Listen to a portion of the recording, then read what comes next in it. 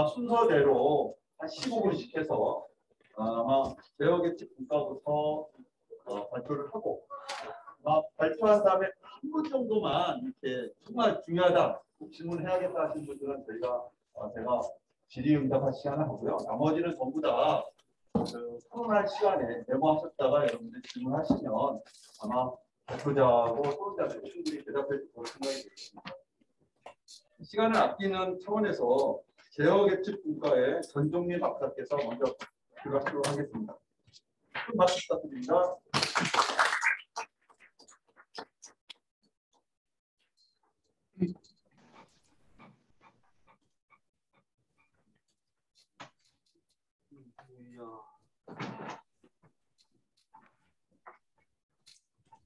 네, 안녕하십니까. 제어계측 분과 강사 권종민입니다. 먼저 저희 책임연구원이신 김선우 교수님께서 타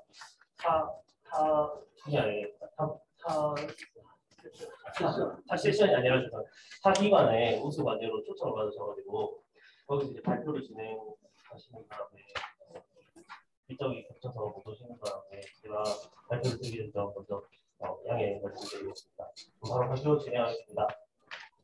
저희 제어계측 분과의 목표는 ICT를 활용한 물산업 기술의 탄소 중립 활성화를 목표로 해서 이제 연구 포럼을 진행했습니다. 발표 구성은 다음과 같고, 앞서 가업 개요 부분은 오젤 교수님께서 간단한 언급을 해주셨기 때문에 넘어가도록 하겠습니다.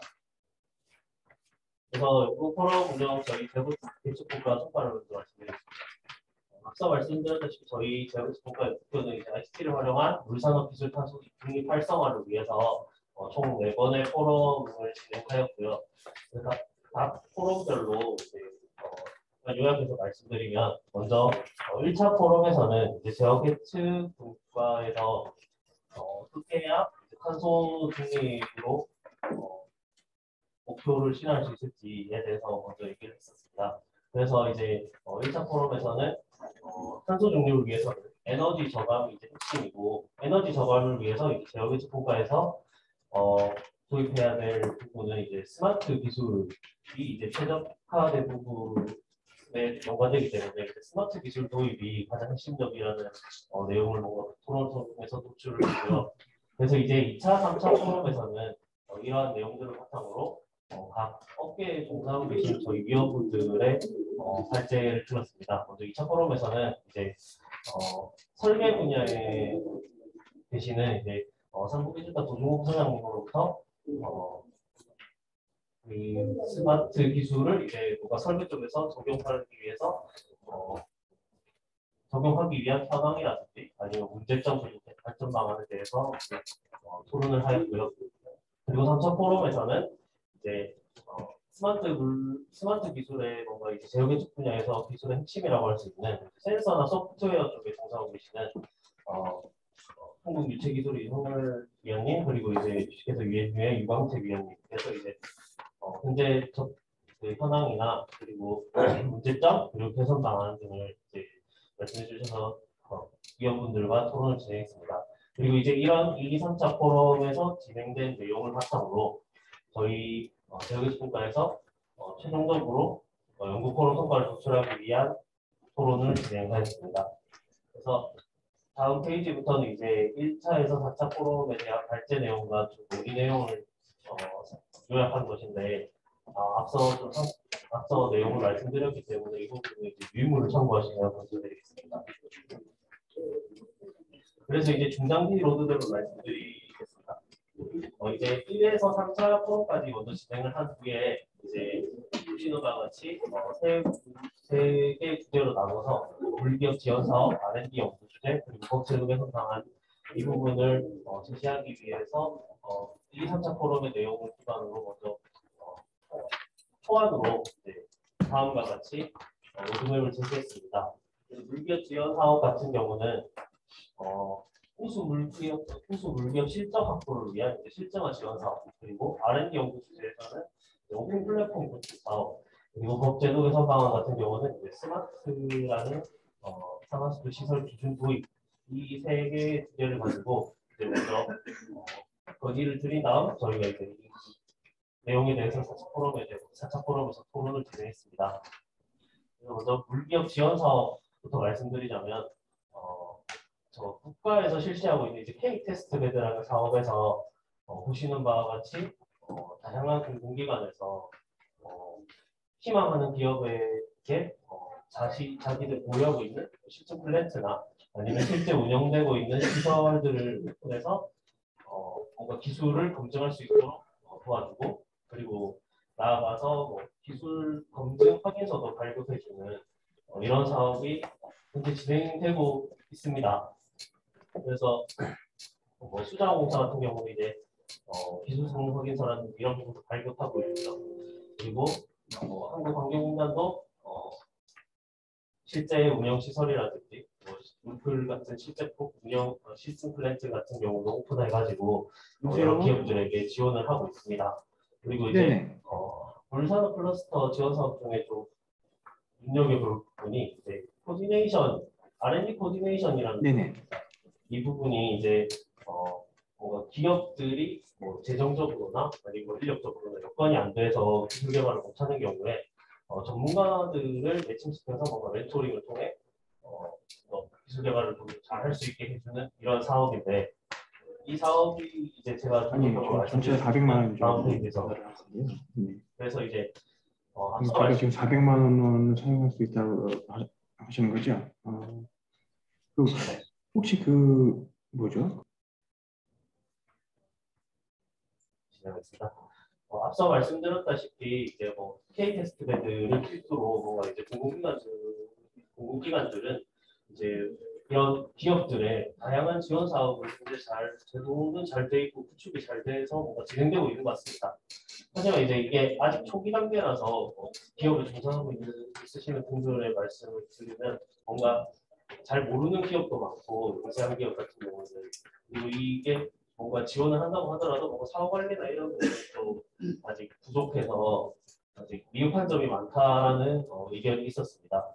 그래서 저희가 제안드리는 부분은 물기업 지원사업에서 이런 제도는 잘 구축되어 있으니까 잘 구축된 제도를 어떻게 활용적으로 이제 어떻게 좀 더 잘 활용할 것인가에 대한 초점을 맞추면서 그래서 지속적인 홍보가 필요하고 그리고 이제 제도적으로 잘 되어 있는 이런 지원 사업에 대한 모니터링을 통한 피드백이 필요하다고 의견이 나왔습니다.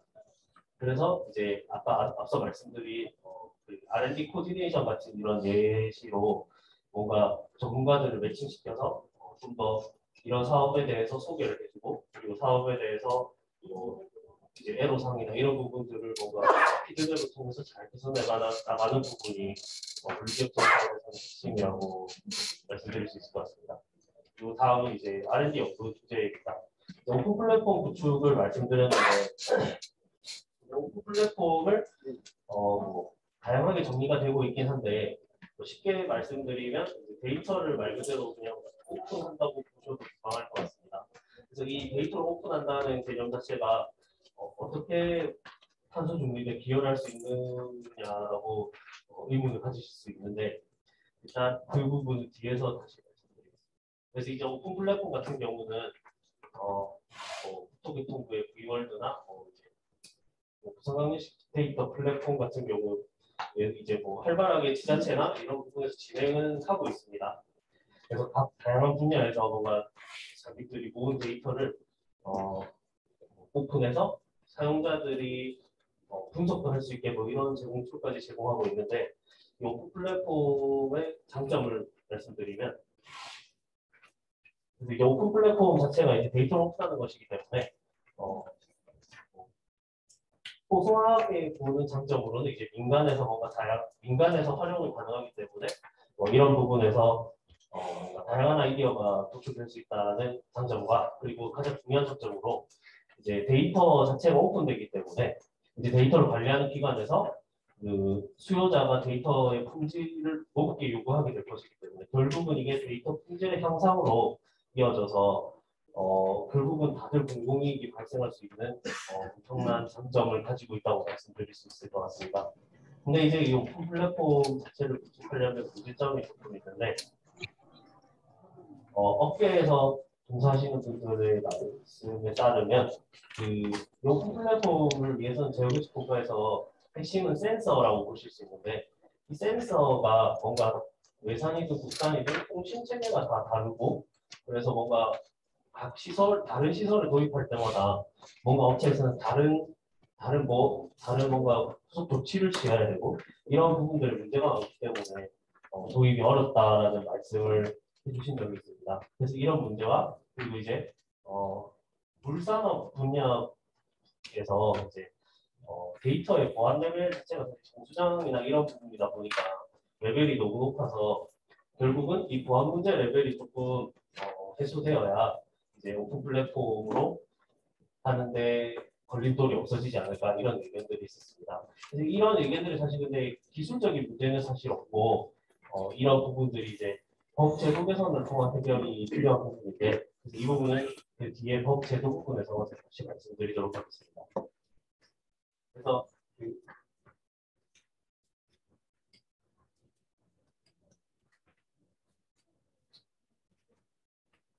그래서 이제 오픈 플랫폼 구축에 대해서 단기, 중기, 장기로 나눠서 저희가 실시해야 될 부분을 정리해봤습니다. 먼저 그 전에 이제 말씀드릴 부분이 부산시나 뭐 이런 데이터 개발하는 것도 좋긴 하지만 현실적으로 이제 불산업 분야 같은 경우는 대부분 정수장이나 하수 처리장 이런 좀 기밀 보안 시설이기 때문에 이런 중요성을 봤을 때 뭔가 다른 기관의 이런 시설들에 대해서 데이터 오픈하는 사실상 어렵다고 생각합니다.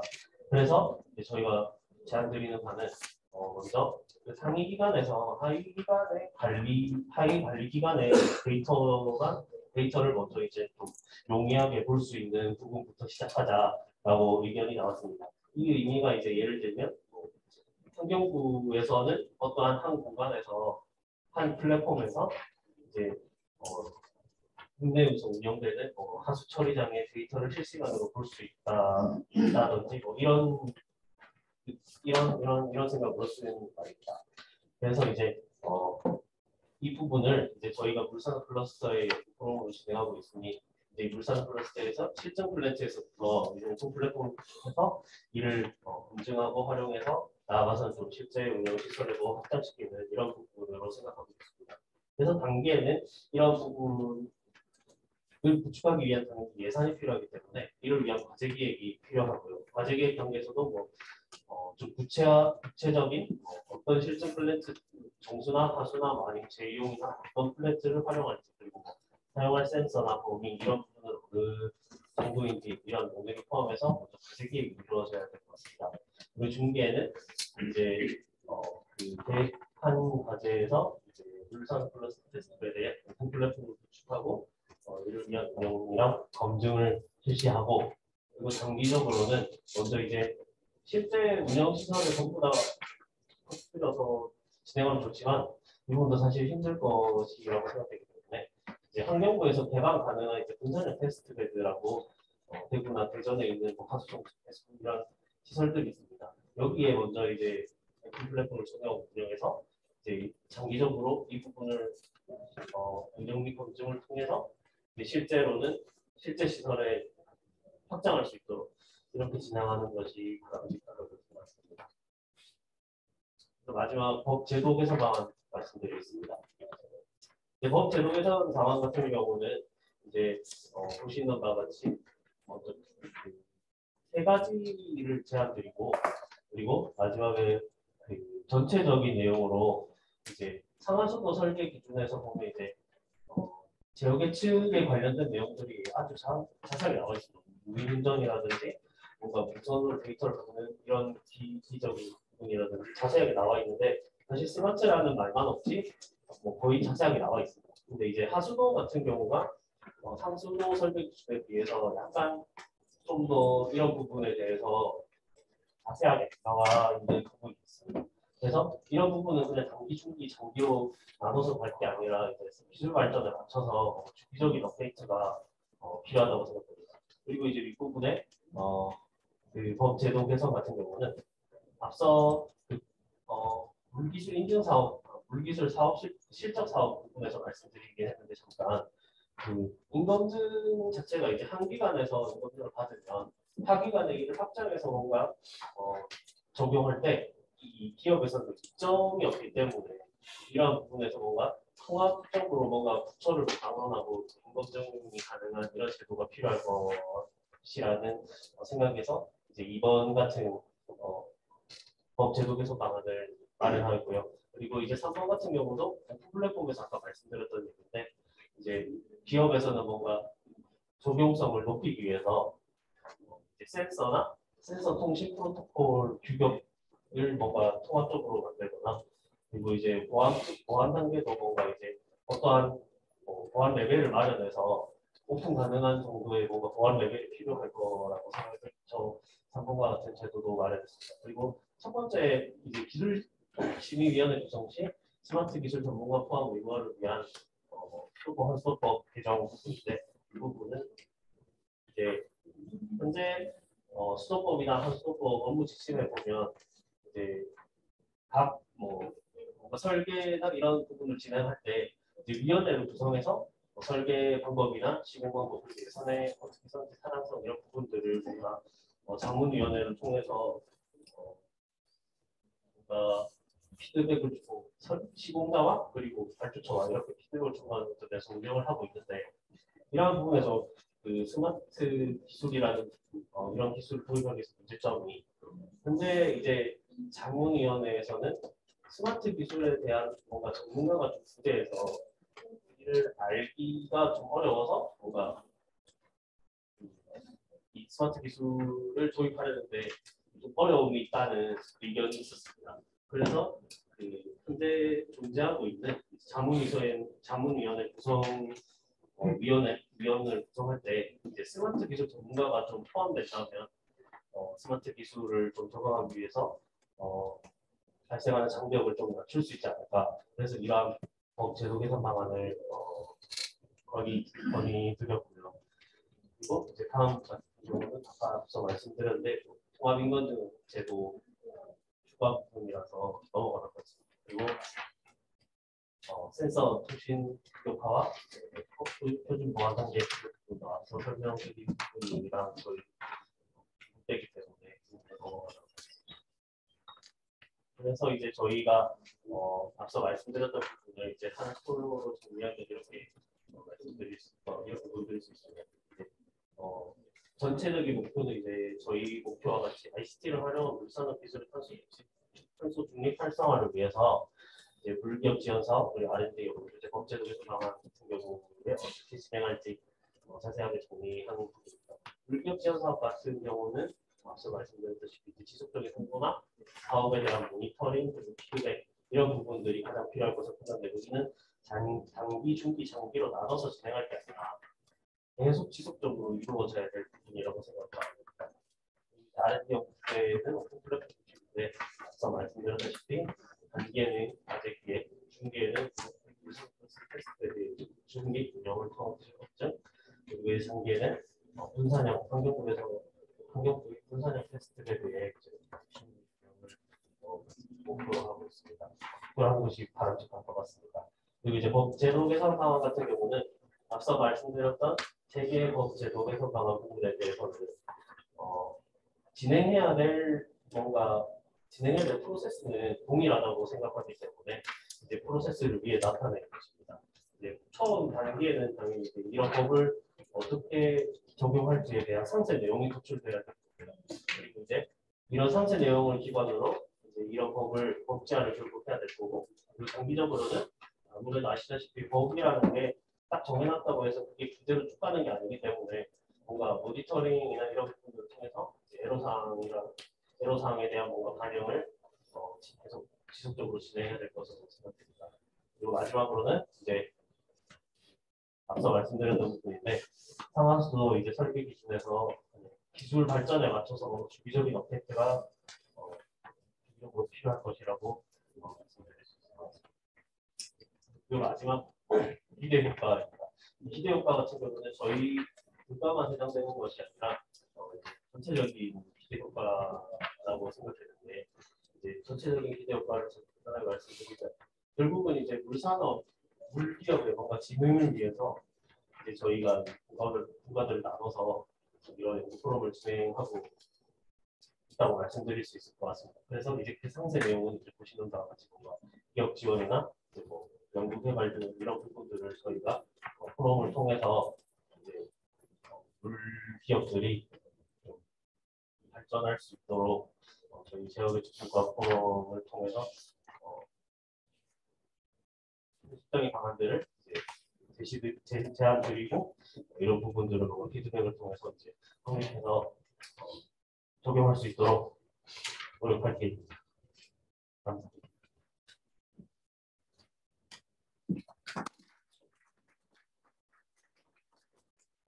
지나가는 거 그냥 넘어가야 될 것 같습니다. 어쩔 수 없이. 그래요. 이분과의 지금 무소속 이상원 박사님이 바로 진행했으면 할 것 같습니다.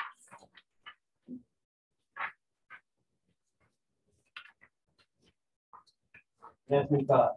이분과 이소재 부품과 관계를 맡았던 이상원입니다.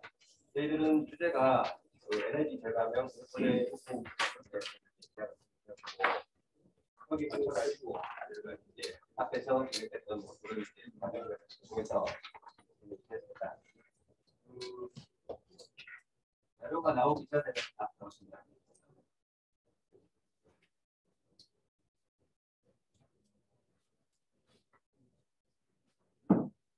과학 제요의 내용은 생각을 하고요.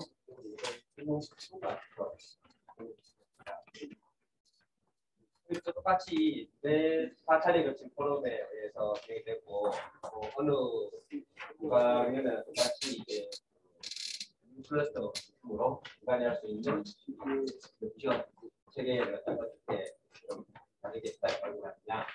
그다음에 이제 R&D 도출, 그다음에 법제도 개선 순서로 이렇게 해서 진행했습니다.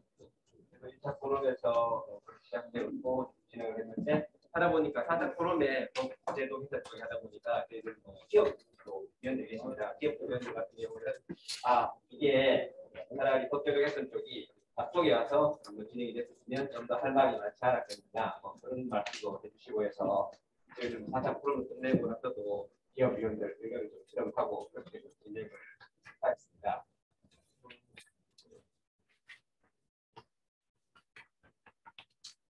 1차 포럼은 이제 주로 이제 우리가 소재 부품이라는 게 우리가 구분을 씁니다. 그래서 저희들이 이제 소재 부품이라고 정의하는 부분들이 다른 국가의 공정을 정의하고 공정에 대해서 또 이런 소재 부품이 될 수 있겠죠. 그래서 소재 부품에 대한 그런 내용들을 조금 더 저희들이 정립하기 위해서 산업부에서 이제 소재 부품 기술 개발 사업을 전담하고 있는 한국산업기술평가원에 연구를 모시고 저희들이 소부장이 결국은 이제 산업부 같은 경우에는 일본의 한국 수출 규제로 이제 시작되어 가지고 일본에 의존하던 우리가 이제 전적으로 의존적으로 본 제품들을 갖다가 이제 국내 사용을 해보자 이렇게 해서 소부장 쪽으로 저 단위의 사업비가 진행이 되고 있고 여기에서 이런 부분들을 이제 우리가 무산업에서 어떻게 benchmarking해서 나올 것인가 이런 부분들에 대해서 이제 그런 내용을 갖다가 검토를 했습니다. 그리고 이제 첫째 포럼에서 두 번째로는 이제 사람이 분리망 그게 이제 에너지 절감을 에너지 분리 사업의 기술과 현황에 대해서 그렇게 기술적으로 살펴보았습니다.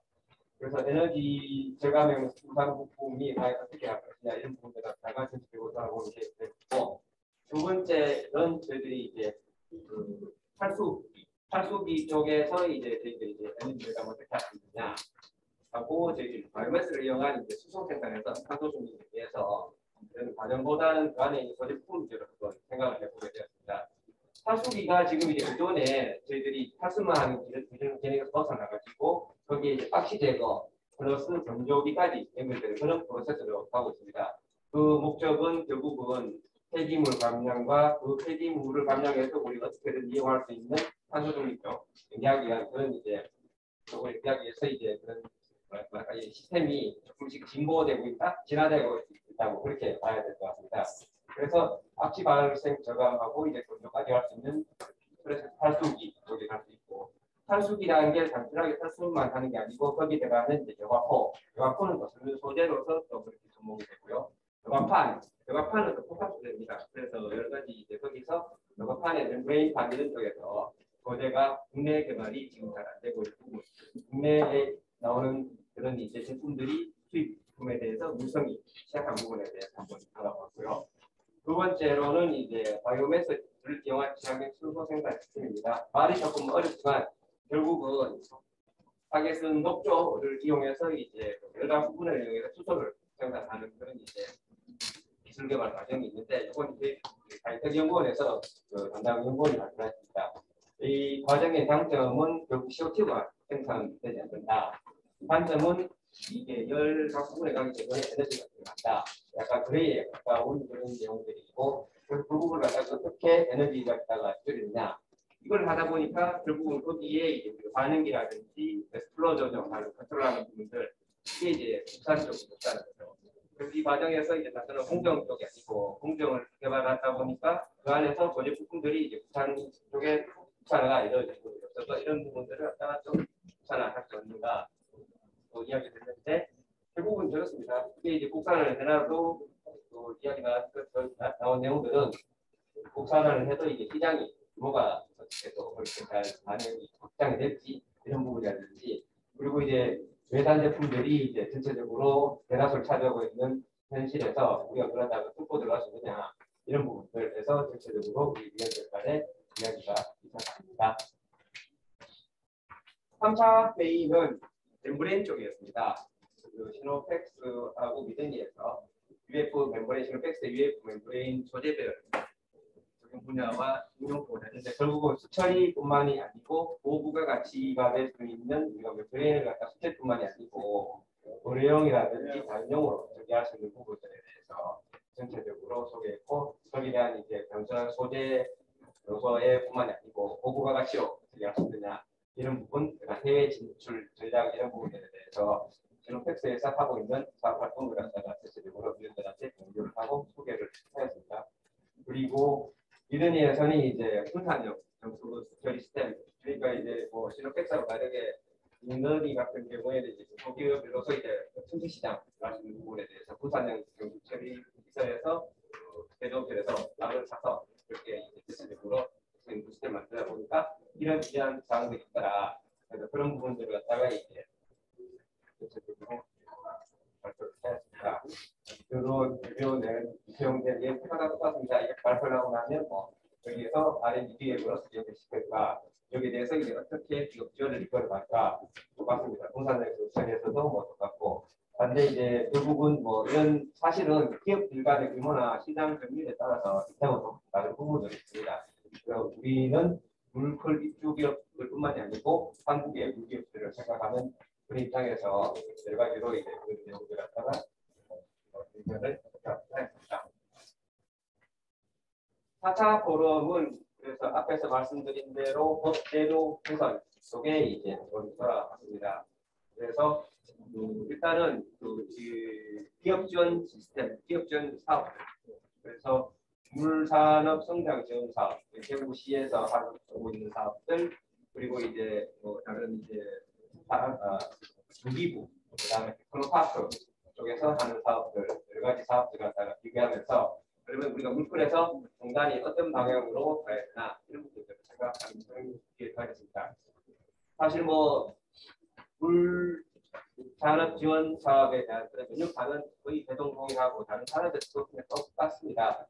그래서 시제품 생산, R&D 지원, 마케팅, 해외 수출 지원, 최근에는 이제 비대면으로 해서 수출 상담에 응용해서 거의 비슷하게 흘러가고 있는데 이런 부분들을 갖다가 좀 더 특화시켜서 하는 방법이 없을까 하는데 사실 지금 분단에서 이런 모든 영역들에 대해서 잘 기업들의 수에 맞춰가지고 활발하게 뭐 그런 이제 활동들을 하고 있습니다. 그런 부분들을 좀 더 어떻게 좀 특화시켜서 가는 부분이 없을까. 사실 뭐 그 테크노파크나 중기부에서 기술 닥터라고 하는 부분들도 사실은 뭐 저기 공단에서 하는 기술 코디네이션 이런 작업들을 뭐 유사하게 하고 있고 나머지 공고물이라든지 수출 상담의 지원 등등해서 거의 뭐 모든 부분들을 공단에서 하고 있습니다. 앞서 공단의 그런 이제 비전에 대해서 앞서 섹션에서도 이제 공단에서 이야기 나왔지만 이런 부분과 아울러 인력 양성과 그다음에 이제 거기에 맞춰 가지고 여러 가지 사업들이 따라오고 있고 해서 공단이 실질적으로 굉장히 많은 활동을 하고 있는데 이 부분을 좀 더 이제 어떻게 구축화시키기에 대해서는 굉장히 지금 이제 고민을 많이 했었습니다. 그래서 뭔가 차별화를 봐야 되고, 그다음에 이제 그리고 이제 물산업 국성의 중심이 굳이 인플루스 때 공간이 돼야 되기 때문에 그 방향에 대해서 전체적으로 전하였습니다. 그리고 이제 물소재 부품 관련해서 법제도 동향하고 개선에서는 우리 이 변호사님께서 전체적으로 발표를 해주셨습니다. 그래서 그 내용은 이제 우리가 물산업 쪽에 대한 법률이 어떻게 구성되어 있고, 그리고 이제 다른 산업, 여기서도 나오다 보니까 산업 구성부장 쪽 이야기 나오더라고요. 그래서 물산업 우리가 진흥법 안에서 이제 우리가 어떻게 해서 소부장, 소재부품 산업 구성을 끼워넣어야 되느냐. 그리고 이제 세 번째로는 우리가 물소재 부품 안에서 인증제도 부분인데, 여기에서 이제 KTL에 이제 박사님께서 이제 ISO 표준화에 대해서 있었는데, 요거는 사실은 부품 쪽, 소재 부품 쪽이 아니고, 그러다 보니까 전체적으로 ISO에서 TC에서 다루고 있는 부분들은 대부분 공정 쪽이다. 그렇게 이제 전체적으로 이야기가 나왔습니다. 근데 이제 실제 우리가 ISO 쪽을 우리가 들여다보게 되면 표준을 만들려면 이게 이제 하루 한해 두 해가 되는 게 아니고, 그 ISO 이제 같은 커미티에 우리가 들어가야 되고, 그러려면 장기적으로 전략을 펴야 됩니다. 공간에서 그러면 이제 그 해외 네트워크를 상황해주고 그런 그룹에 들어가서 활동들을 하면서 규정을 만들어가야 되고, 그러려면 전체적으로 시간과 인력과 예산이 제재해야 되고, 거기에 대한 전문가를 영입을 육성을 하거나 영입을 해야 된다는 그런 내용을 또 가질 수가 있고요. 그다음에 우리가 여기서 한번 돌아보시면, 근데 이제 그리고 우리가 인증을 가지게 된다는 것은 물건을 팔기 위한 방법인데, 국내와 그다음에 이제 해외 시장 진출 어디에 중점을 둘 것이냐, 이런 부분들이 참 중요합니다. 근데 국내에는 사실은 그 내수가 민간보다는 전체적으로 조달이 업체들 중점을 두고 있고, 거기서는 사실 딱 두 가지밖에 없습니다. 미국에서는 이제 성능 인증 제도하고 조달청 우수 조달 두 가지가 있는데, 여기는 사실 분간이 쓸 수가 없어요. 왜냐, 이 법적으로 묶여 있으니까. 그런 부분들에 대해서는 우리가 과연 어떻게 접근을 할 것이냐는 좀 아주 숙제로 남아있는 부분이 있습니다. 하지만 여기서도 방법은 또 있는 게, 여기에 예를 들어서 성능 인증을 예를 들면, 성능 인증 같은 경우에는 코라스 인증을 받은 기관에서 성적서를 만들어 가야 됩니다. 이분이. 그리고 이제 그 코라스 시험 항목이 없으면 그 코라스 인증을 받은 기관이 그 시험을 해주면 됩니다. 성적서를 발급해주면 되니까, 인간이 코라스에 대해서 지금 많은 항목들을 하고 있고, 그 외에 코라스 인증이 안 되는 부분들은 실험 성적서로서 발음할 수가 있으니까, 그런 부분에 대해서 이제 기업들한테 지원이 될 수 있다는 부분. 직접적으로 내가 인정을 하지 않더라도 우회적으로 지원할 수 있다는 그런 기회를 줄 수 있겠습니다. 여기 로드맵 부분입니다. 그래서 뭐 앞에서 사실은 이게 물기 변호사 이야기하다 보니까 오픈 플랫폼이 나왔습니다. 오픈 플랫폼은 뭐 다 비슷한 이야기지만, 저희들은 여기에서 인간이 갖고 있는 인프라와 인력 한계가 있으니까 전체적으로 유관된 기관들을 엮어서 소재 부품 산업 기술 지원자를 들어가자, 그런 내용을 중점적으로 말씀드릴 수 있고, 나머지 오픈 플랫폼 이용하는 뭐 테스트 분야들은 앞에서 말씀드린 분야하고 통과하도록 하겠습니다. R&D 연구 주제 같은 경우에 저희들은 이제 앞에서 말씀드렸던 세 가지 주제에 의해서 전체적으로 기획을 하고 있습니다. 법제도 개선 방향입니다. 법제도 개선 방향은 앞서 이제 4차 포럼 내용에서 말씀드렸던 내용이 잘 다 적혀 있습니다. 그래서 우리가 입법 지원 결국은 이게 기업을 찾아가고 단체에서 많이 요청을 해야 되고, 여러 가지 전체 활동을 해야 된다는 그런 내용들이 들어가 있습니다. 그 중장기 로드맵은 장기는 3년, 중기 해서도 3년에서 장기에서 이제 10년 이상 지원하는데, 사실 뭐 장기는 솔직히 말해서 잘 모르겠습니다. 뭐 3년 장기, 5년 중장기도 사실 뭐 돌아보기 어려운 현실에서 저희들이 할 수 있는 부분들은 그래도 최선을 다해서 기업들이 원하는 지원 사업을 어떻게 해야 된다, 이렇게 가장 지원하고 하고, 아니 연구 주제는 세 가지로 소재 부품에서 너무 넓으니까 저희 앞부분을 보고요. 법제도 개선 관련해서는 여러 가지 인증 체계를 구축하고, 여러 가지 법 제정을 위한 중간에서 주도하는 포럼 같은 것을 써야 되나, 이런 부분을 제안하고 있습니다. 마지막으로 미래 효과입니다. 그래서 우선은 그래서 연구를 통해서 공간이 우리가 여러 가지 이제 세 가지 큰 주제를 두고 이제 소재 말씀 방안을 논의하자. 결국은 요즘 트렌드가 나죠. 탄소 중립, 그리고 이제 서비스 분배, 결국은 기업에 대한 서비스 분배거든요. 그리고 이제 사가수 처리 시설에 대한 에너지 절감, 1번하고 연결되는 부분, 그다음에 항상 이야기하는 우리가 내수 시장이 아니라고 제 시장으로 간다는 부분. 이런 걸 위해서 이제 산업뿐만이 아니고 일상 기관들까지 서로 공유, 인프라를 공유하고 그다음 정보를 공유함으로써 파일을 더 피해가야지 소재 부품에 대한 여러 가지 우리가 이슈에서 공간이 중심을 잡을 수 있다는 그런 내용으로 발표를 마치겠습니다. 감사합니다.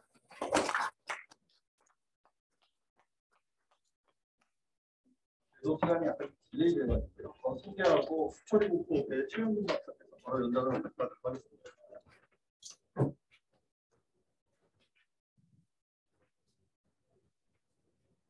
예, 반갑습니다. 충남대 최영준 교수입니다. 수처리 문법과 운영을 했고요. 총 8회, 지난주 금요일 날 법제도 개선 방안 관련해가지고 전문가분 모시고 토론을 마지막으로 4회를 다 마쳤습니다. 그 내용들 제가 한번 좀 그냥 국가별로 논의된 내용들 쭉 그냥 의미 없이 이렇게 쭉 나열해서 얘기 드리는 것보다 한번 저 나름대로 필터링을 해봤고 그다음에 의미 있는 핵심 내용들만 좀 정리를 해봤습니다. 그래서 그 내용들 정리한 내용들 위주로 말씀을 드리도록 하겠습니다. 이런 순서대로 말씀을 드리고요. 저희 총 4번 지금 국가토론 운영을 했고요. 하수 처리장의 에너지 자립화와 탄소 중립 관련된 현황과 전망이 어떻게 되는지에 대해서 먼저 좀 확인을 해봐야 된다는 거 하나 하고, 그 다음에 에너지 자립화하고 탄소 중립을 위한 과연 요소 기술들, 공정 기술들 과연 뭐가 있을까? 이 부분 좀 논의를 해봐야 되겠다는 처음에 구상을 했었습니다. 그래서 그 내용도 저희가 쭉 이렇게 논의를 했는지는 모르겠는데 여하튼 많은 논의가 있었고요. 지난주 금요일 날 마지막으로 과연 법제도 개선 방안 그럼 어떻게 해야 되나? 사실은 지난주 금요일 날 했던 내용들은 제가 이렇게 녹여놓지 못했어요. 근데 나중에 어차피 보고서로 나올 테니까 그건 좀 관심 있으시면 참고해 주시기 바라고요. 많은 논의가 있었습니다.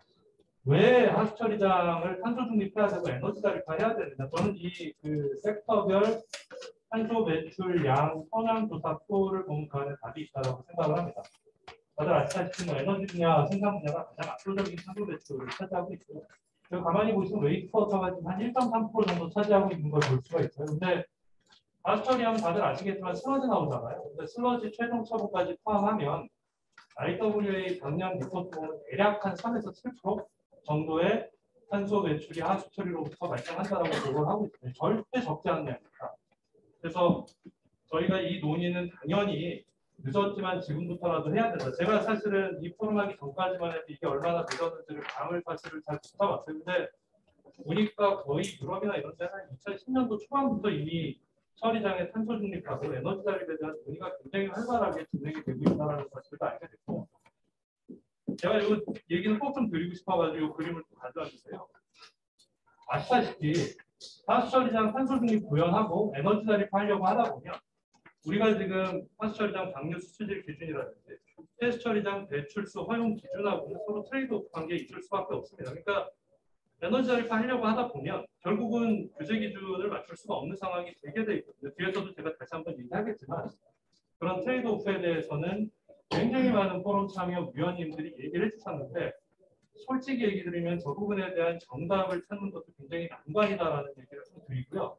또 한 가지는 사실은 그 전문 자료들 보면 지금 저희가 이제 수처리 공법 공부하니까 CO2 배출량 줄이려면 아마 상상을 해보셨는지 모르겠는데 지금 고도 처리라고 하는 것들을 옛날 JLC 활성 슬러지 공법으로 옮겨가면 됩니다. 사실.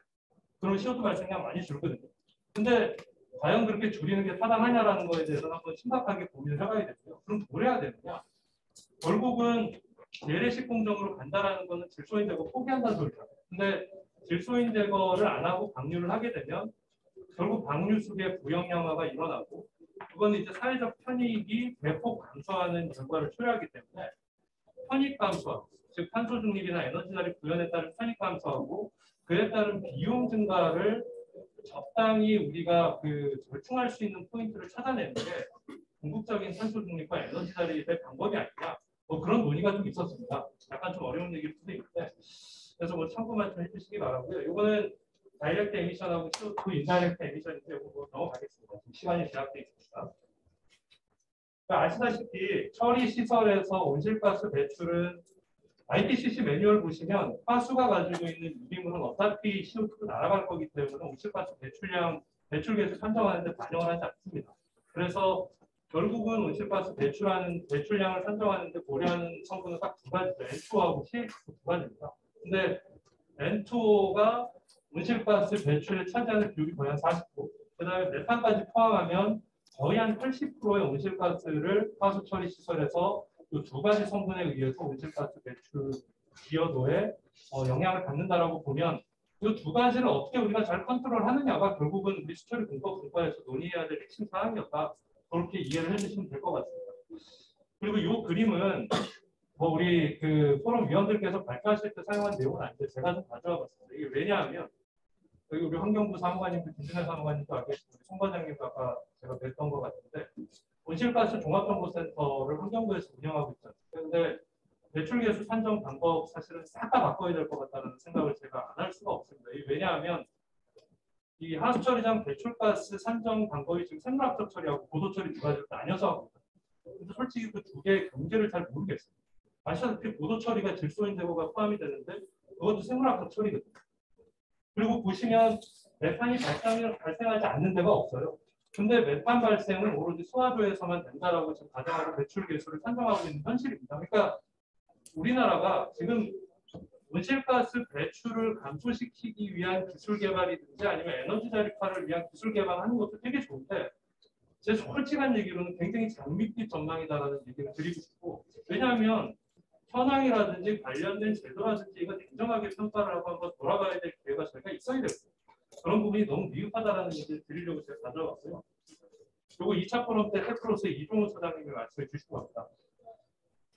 5만 톤 이하 처리장의 전력 소모량, 5만 톤 이상 처리장의 전력 소모량을 비교해봤더니 4배에서 7배 가까이 차이가 났습니다. 결국은 에너지 자립하려면 5만 톤 이하는 거의 이건 현실적으로 불가능한 거 아니냐라는 얘기를 해주셨어요. 근데 제가 지금 물관리 선진화 포럼도 하고 있는데 이게 물관리 선진화 포럼에서 나오는 얘기가 요즘 뭐 코로나 때문에 또 하수 기반 역학이 여기 고대에서도 요구 많이 했어요. 근데 이게 그 미량 오염물질이나 아니면 그런 어떤 소비자라든지 이런 것들은 분산형 시설로 가서 운영이 됐을 때 관리하기가 되게 유리하거든요. 근데 에너지 자립하는 탄소 중립 관점에서 보면 이거는 소규모로 가면 되게 어려워집니다. 그러니까 두 개가 사실은 대척점에 있는데 우리는 두 가지를 다 하려고 하고 과연 그거 솔루션을 어떻게 내야 될 때는 여기 계신 분들이 다 같이 머리 맞대고 좀 고민을 해야 된다는 얘기를 제가 좀 드리고 싶어요. 그 다음에 뭐 이거는 뭐 늘 많이 봐오던 거기 때문에 제가 이거는 소개를 안 드리고 넘어갈까 하다가 총풍량에 대한 어떤 전력 사용이 차지하는 비율이 가장 높습니다. 근데 이게 사실은 별거 아닐 것 같아도 잠시 뒤에 관련해서 얘기 드리겠습니다. 사례로 넘어가서요.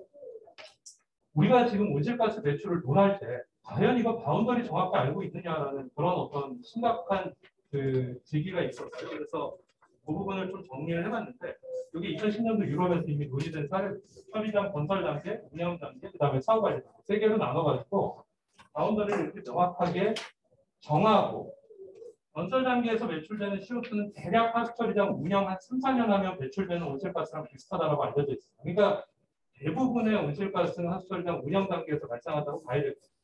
그리고 사후 관리 단계에서는 거의 발생을 안 하기 때문에 고려를 안 합니다. 일반적으로. 그런 부분들 좀 명확히 해야 될 필요가 있고 관련된 세부 온실가스 배출되는 그런 부위들 좀 정리해 놓은 겁니다.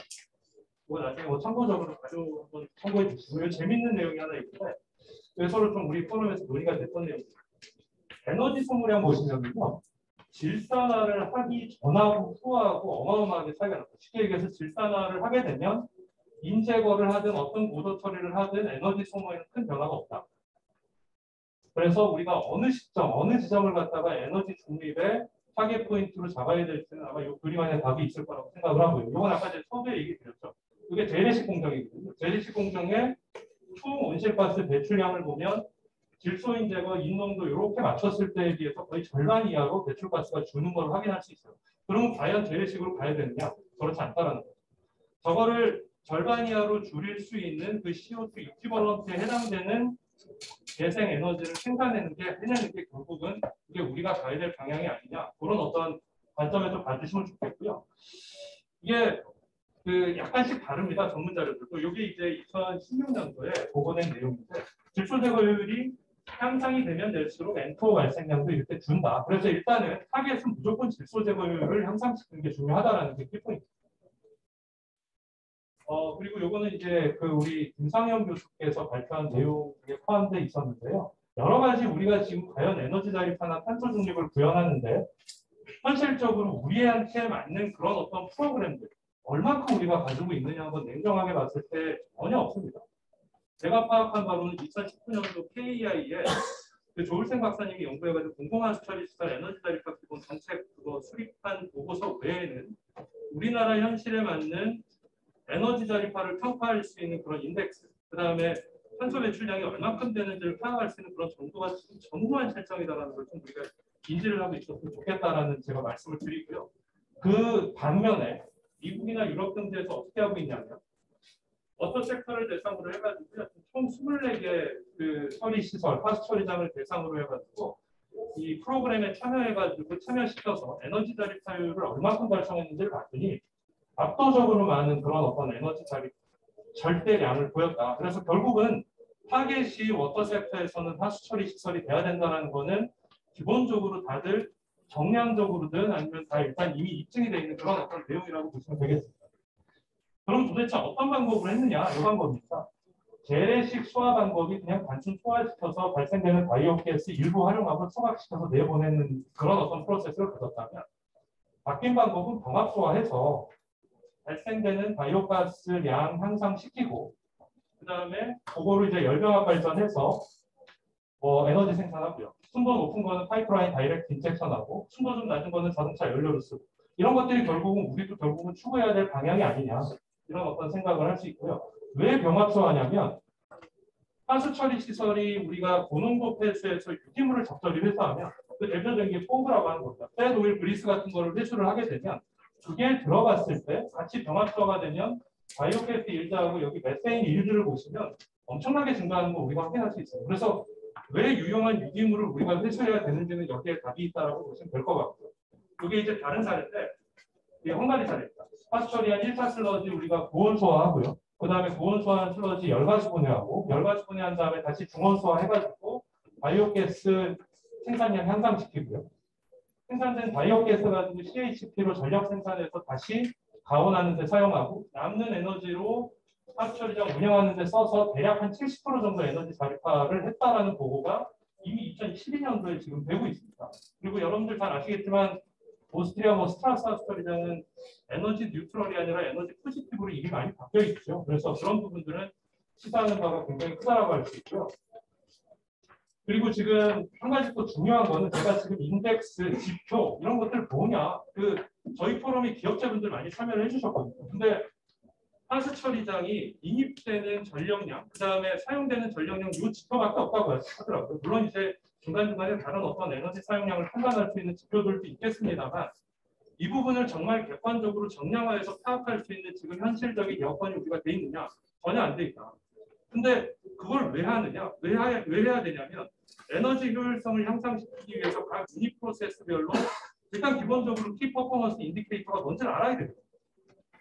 그런 작업들을 갖다가 할 필요가 있다라는 내용을 좀 우리 포럼에서 논의가 좀 됐고요. 그래서 보시면 그 단계별로 어떤 인자들이 지금 키 퍼포먼스 인디케이터인지를 갖다가 이제 쭉 소개한 자료가 이게 2019년도에 외국 사례를 카피해서 우리나라 KEI 정책 보고서에 처음으로 담긴 겁니다. 아직 갈 길이 한참 멀다라는 얘기 제가 드리고 싶고요. 이건 많이 얘기되는 거니까 넘어가고요. 그다음에 그 핵심 요소 기술로 논의가 됐던 게 사실은 그 기존의 하수 처리장뿐만 아니라 에너지를 과소비하고 있는 우리 물 재이용 시설이라든지 아니면 어떤 미량 유해 물질 처리 시설이라든지 아니면 슬러지 건조 기술이라든지 이런 부분에서의 에너지 절감도 굉장히 중요하다라는 그런 어떤 그 심각한 지적이 좀 있었어요. 그래서 이 부분에 대해서 김경진 교수께서 발표를 해주셨는데 우리 기존에 우리 운영되고 있는 캐스케이드 방식의 RO를 갖다가 CCRO 방식으로 돌려서 에너지를 절감한다든지 그 다음에 고효율 오존 시스템, 플러그 폴더 방식으로 오존 시스템 운영해가지고 효율을 좀 에너지 효율을 향상시킨다든지 이런 내용들 좀 소개를 해주셨습니다. 그리고 이거는 이종훈 박사님께서 역시 소개를 해주셨는데 최근에 어떤 에너지 자립화는 결국은 자원에서 같이 가야 된다. 그건 제가 아까 말씀드렸죠. 유기물 회수에서 병합소화 같은 거 하면 바이오가스 생산률이 워낙 많이 증가하기 때문에 자원회수 이런 것을 같이 고려를 해야 된다는 얘기 드리도록 하겠습니다.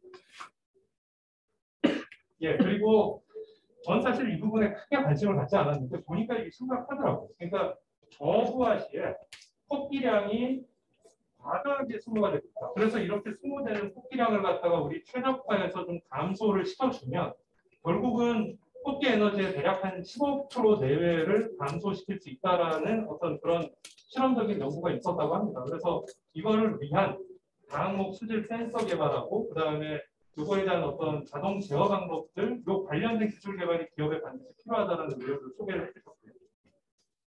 그리고 공정적으로는 이게 우연히 지금 포기성 그래듈과 현기성 그래듈 두 가지에 대해서 소개를 해주셨는데 우선 이 태영건설의 최한남 박사님께서 이게 그 AGS SBR 공법에 대해서 얘기를 소개를 해주셨어요. 그래서 기존의 SBR보다 에너지 절감이 대략 한 50% 이상 된다라고 소개를 해주셨는데 물론 악유도 있었습니다. 물론 이거에 대해서 좀 여러 가지 논의도 좀 있었는데 그래듈 처음에 어떻게 빨리 만들 거냐, 그 다음에 그래듈 만든 거 믹싱 어떻게 잘 시킬 거냐, 이런 두 가지 부분은 우리가 중장기적으로 반드시 해결해 나가야 될 어떤 그 기업 과제로 좀 이번에 보고서에 담아보려고 합니다.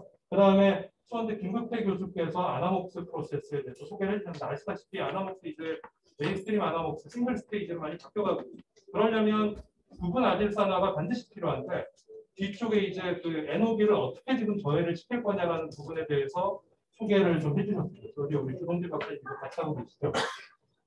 예, 그래서 로드맵을 제가 여기서 뭐 구체적으로 여러분들한테 소개시켜드리는 건 별로 의미는 없을 것 같아요. 키워드 정도만 간단하게 소개시켜드리겠습니다. 첫째, 제가 계속 지금 얘기 드렸다시피 기업 지원할 때는 에너지 효율성 평가할 수 있는 지표들 우리가 좀 만들어야 돼요. 그 부분들 우리가 좀 반드시 해달라는 요청들이 여러 차례 있었고요. 아까 얘기했던 키 퍼포먼스 인디케이터가 있습니다. 그 다음에 R&D 주제는 큰 틀에서 우선 에너지 포지티브 시설로 가기 위한 바이오가스 생산율 향상과 관련된 기술들. 그 다음에 N2O 배출 저감할 수 있는 그런 어떤 질소 제고 공정 기술. 그 다음에 단위 공정 자동 제어 기술, 토끼량 어떤 토끼 에너지 절감 기술. 이 부분이 반드시 필요하고 법제도 개선과 관련해서는 지금 막 유기물 에너지 회수, 자원 회수 쪽으로 막 세계적인 트렌드가 가고 있는데 우리나라 대표적인 하수도법을 보면 1차 침전지 같은 경우에 중력식으로 반드시 하게 돼 있어요. 그런 상황에서 과연 거기서 자원 회수가 될 거냐라는 그런 어떤 문제 제기도 있었다는 점 말씀드리고요. 우리 장기적으로는 제3자 검증 시스템을 통한 어떤 에너지와 관련된 신기술 검증 시스템 반드시 도입을 좀 해야 되겠다. 이게 아마 5년 내에 되기는 쉽지 않을 것 같아서 10년짜리로 잡아봤고요. 그 다음에 R&D 주제는 관련된 어떤 그 실증화, 그 다음에 실용화를 잡아봤고 법제도 개선 부분은 제가 이거 다시 얘기하지만 그 생물학적 처리, 고도 처리 이렇게 돼 있는 배출개수 산정 과목 이거 반드시 바뀌어야 되는 거 하나가 있고요. 하수 처리장에서 발생하는 온실가스 배출 개수를 갖다가 우리나라는 폐기물 부분에서 다루게 돼 있어요. 이게 사실 과연 말이 되느냐? 이 부분 지금 반드시 법제도 개선이 따라야 된다는 거 하나. 그 다음에 이 10년 동안 수많은 데이터들이 모일 텐데 이런 어떤 온실가스 정보와 에너지 관련된 정보들을 어떻게 우리가 데이터 잘 관리하고 매니지할 수 있는 그런 어떤 방법을 발굴해서 운영할 거냐. 그런 부분들 논의가 돼야 된다는 거 몇 가지 말씀드리고 제가 이렇게 마치도록 하겠습니다.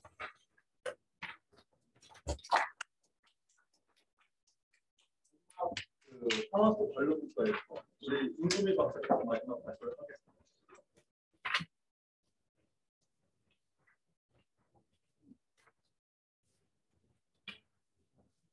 안녕하세요. 저는 산업부 국가에서 연구원으로 있습니다.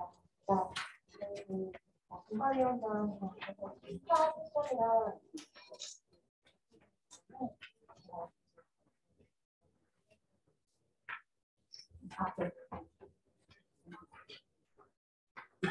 이건 다음과 같습니다.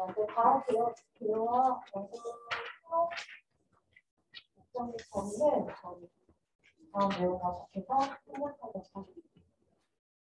저희 국가 같은 경우에는 전 국가들과 같이 그 자파 4번의 포럼을 진행을 했고요. 그래서 처음에는 상수 관료지만 상수 방면에 대한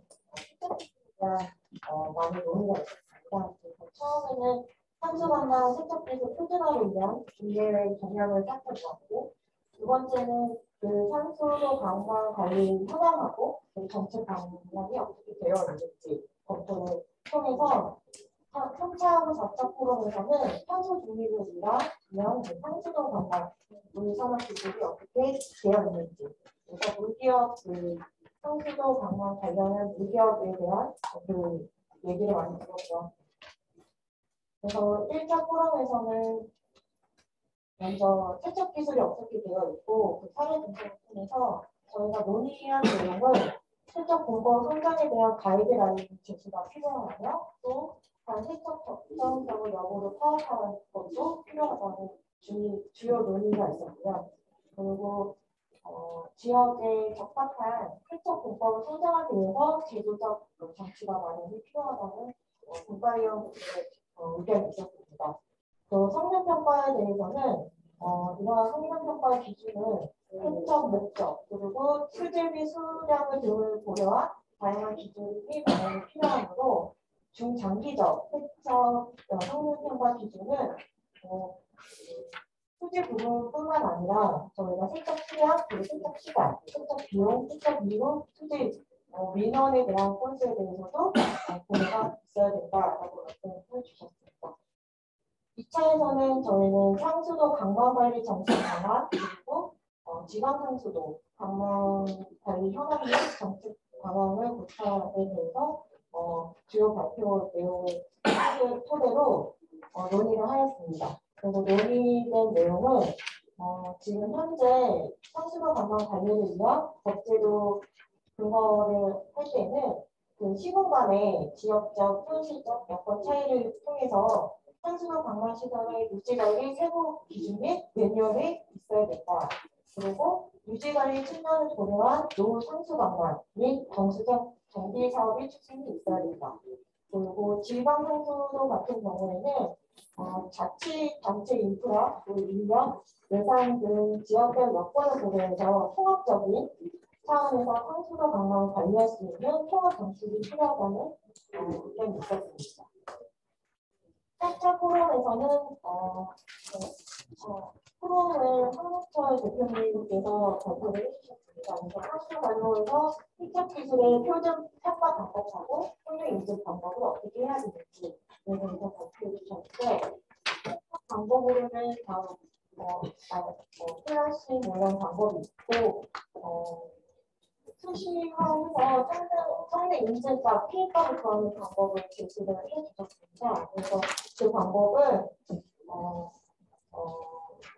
세부 기준을 정립하는 거는 좋지만 그 방법뿐만 아니라 세척 기술의 수질과 수량을 고려하고 경제성을 고려한 세척을 위해서 세척 목표를 만족시킬 수 있는 그런 세척 기준이 있어야 된다라는 게 있었고요. 그리고 세척만으로는 정상적으로 회복이 못했을 때는 수질 기준하고 통수력의 문제가 없을 경우에는 세척 도장 방법 등에서도 경제성하고 효율적인 가상화를 위해서 세척 방법과 경쟁할 수 있도록 고려해야 된다고 많은 국가위원분들이 의견을 주셨습니다.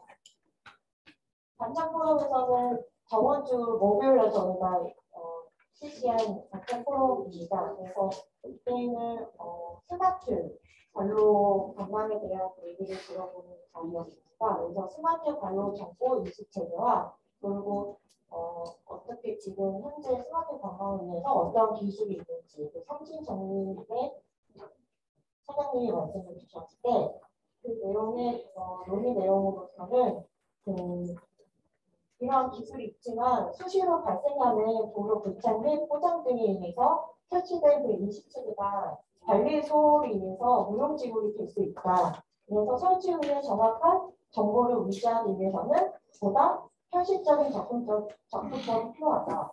그래서 반영구적인 시설이 유지될 수 있는 기술 개발이 필요하고 철저한 관리를 수행할 수 있는 전문성 있는 운영관리사가 운영관리사 대출이 요구된다는 내용이 많이 있었습니다. 따라서 저희가 이런 내용을 통해서 중장기 로드맵을 얘기를 수렴을 해보았는데요. 첫 번째는 원터 진행될 기간 상수 강화 세척기술 지원 프로그램으로 기존의 수질 지표를 맞추는 부분에 대해서는 일정한 비용을 지불하되 개발자가 창의적 방법을 제안하고 그리고 고급 세척 기술을 사용한 것이 동의 기관이나 또는 전문가의 인검증이 된 후에 이에 대해 보다 적정포를 공인해주는 방법으로 플러스 알파의 상세함을 더 주는 방법을 제안했습니다. 그래서 기존 신규로 개발된 상수도 강한 세척 기술을 적용하기 위해서 테스트베드 지원도 있어야 된다고 생각합니다. 그래서 저희가 두 번째로는 상수 강만 세척 전문가 양성을 포함해서 스마트 강만 전문가 양성 프로그램을 생각을 해보았는데 스마트 강만 및 ONM에서 준비해지는 지금 현 시점에서 강만 세척 기술 보다 더 체계화된 기술이 ICT 작업 기술을 발전시킬 수 있는 전문 인력 양성이 필요하다고 판단되었습니다. 그리고 세 번째로는 물산업 클러스터 성수 담당 세척 기술 페어 게이트인데요. 워터 웹팩 같은 경우에는 오퍼레이션 챌린지 같은 통해서 기업을 뽐내는 시험 기회가 많이 흥미를 유발하고 홍보 효과가 있다고 합니다. 그래서 우리도 이러한 것들을 해서 물산업 클러스터에 추진한 기업을 효율적으로 활용될 수 있는 방안이 필요하다고 판단합니다. 두 번째는 R&D 연구 주제입니다. R&D 연구 주제로는 세척 기술 성능 평가, 그리고 세척 기술 성능 평가 기법, 보도와 그리고 스마트 성수 담당 세척 기술로 세 개 주제로 나누었습니다. 그래서 성능 평가는 지금 나와 있는 여러 우수 세척 기술을 물산업 클러스터 방문 실증한 시세를 적용해서 각각의 기술의 장단점을 학교 객관적인 시간에서 평가하고 또 이를 통해 보고서를 작성하는 방안이 있고요. 그리고 두 번째 세척 기술 성능 평가 기법 보조에서는 세척 기술 객관화를 위해서 지표 및 검증 기술 개발이 필요하고 그리고 그런 세척 구간 이물질량 측정 및 세척 효율을 검증을 방안하는 방법을 제안을 하는 겁니다. 세 번째로는 스마트 상수 강남 세척 기술에서는 사용주의 수도 간의 로봇을 투입해서 관로의 노후도 그리고 위치 정보를 수집하는 우선 장거리 이동 로봇 개발뿐만 아니라 그리고 대상 선정 기술을 마련하기 위한 연구, 시범 사업을 추진을 통해서 상수관광 세척 기술을 선택하고 적용 원칙을 마련하는 연구가 필요하다고 합니다. 세 번째로는 법제도 개선 방안입니다. 처음에는 세척 기술 가이드를 나열해서 상수도 강화 관리를 위해서 세척 기술 적용에 있어 기존에 개발된 세척 기술을 적용을 위한 가이드라인하고 매뉴얼 설정이 필요하고 두 번째로는 법정 기술 제도입니다. 그래서 산화수도를 시공에 종사하는 근로자에게는 관로 시공 표준 시간을 기초적인 교육 이수한 자산이 그 시공에 종사할 수 있도록 법정 교육 기술 제도가 교육이 시급하다고 말씀해 주셨습니다. 세 번째로는 개방형 스마트 관광 운영관리 제도입니다. 그래서 관광 운영 관리를 민간 시장 개방한 경우에는 민간의 창의적 기술이 증식해서 기술 개발과 수동물 공급의 안정성을 확보될 수 있도록 위탁 범위 확대가 필요합니다. 지금은 민간 위탁이 단순 범위는 한정적이고 복합 위탁을 민간에 개방하는 것이 없습니다. 그래서 저희가 이런 주제로 중기 장기로 나누어 보았습니다. 그러니까 물기업 지원 사업에서는 먼저 세척 단기로는 세척 기술 케어 비치를 하고 그다음에 중기로는 워터 디맨드 세척 기술 지원 프로그램 장기로는 스마트 관광 전문가 양성 프로그램을 통해서 그런 분야를 발전해야 된다고 그리고 R&D 연구 주제는 먼저 세척 기술 성능을 비교를 통해서 최적의 기술을 확인을 한 후에 세척 기술 성능 평가 기법을 보조화하고 그리고 스마트 상수관광 세척 기술에 대해 현장 개발, 실험 사업이 필요합니다.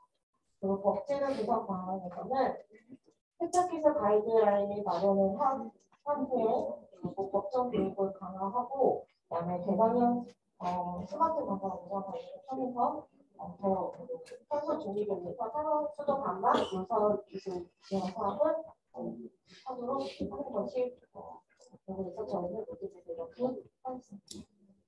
다음 기술효과는 저희 과업의 기술효과라서 분과분이 말씀해 주셔서 생각하고 감사합니다.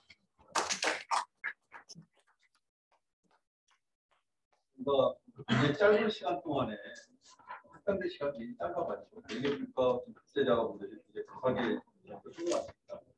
그래도 토론에 들어가기 전에 나 이거는 정말 질문하고 싶다 한두 분 계시면 먼저 받고 우리 발표자들 대답을 해드릴 거예요.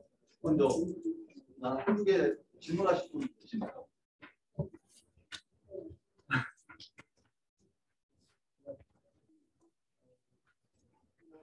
진행을 해주시죠. 아닌가요? 저한테 어제 교수님의 연구를 그 포럼 위원장이신 것 같아서 얘기 문과의 주제가 어떻게 선정이 된 건지 공단 우상을 클러스에서 요청한 건지 아니면 우리 어떤 배경을 가지고 그것만 좀 설명해 주세요. 일단 이 지금 물클에서 우리가 연구 포럼 운영이 올해가 처음은 아니고요.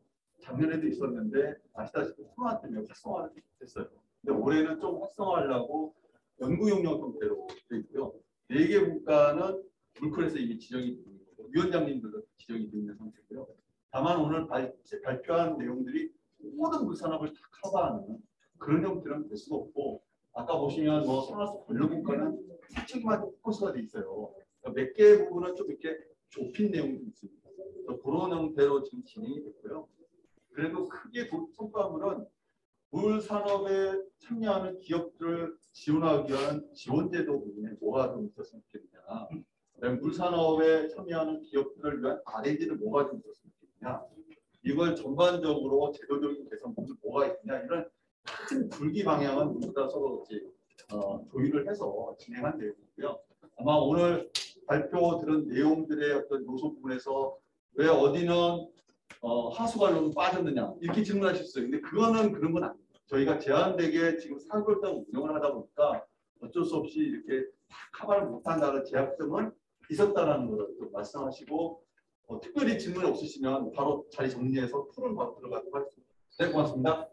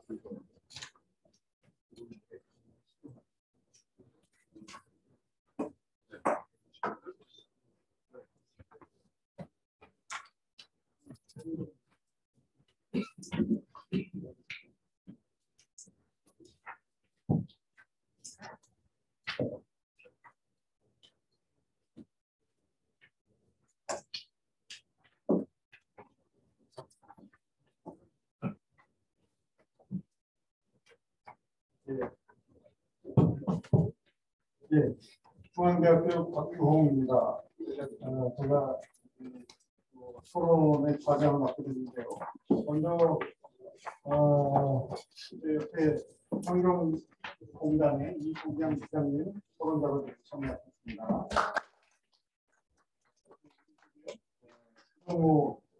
엔지니어링 지사장님 참석하셨습니다.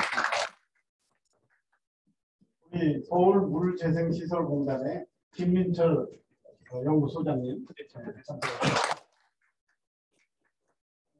맨 끝에 우리 심유석 국장님, 한국물산업협의회 심유석 국장님, 그 옆자리에 지금 우리 환경부의 물산업협력과장님, 여기 지금 우리 처음 프로그램 안에는 안 들어있는데 우리 물산업협력과장님 송영국 과장님께서 서로자로 지금 참여해 주신다고 들어오셨습니다.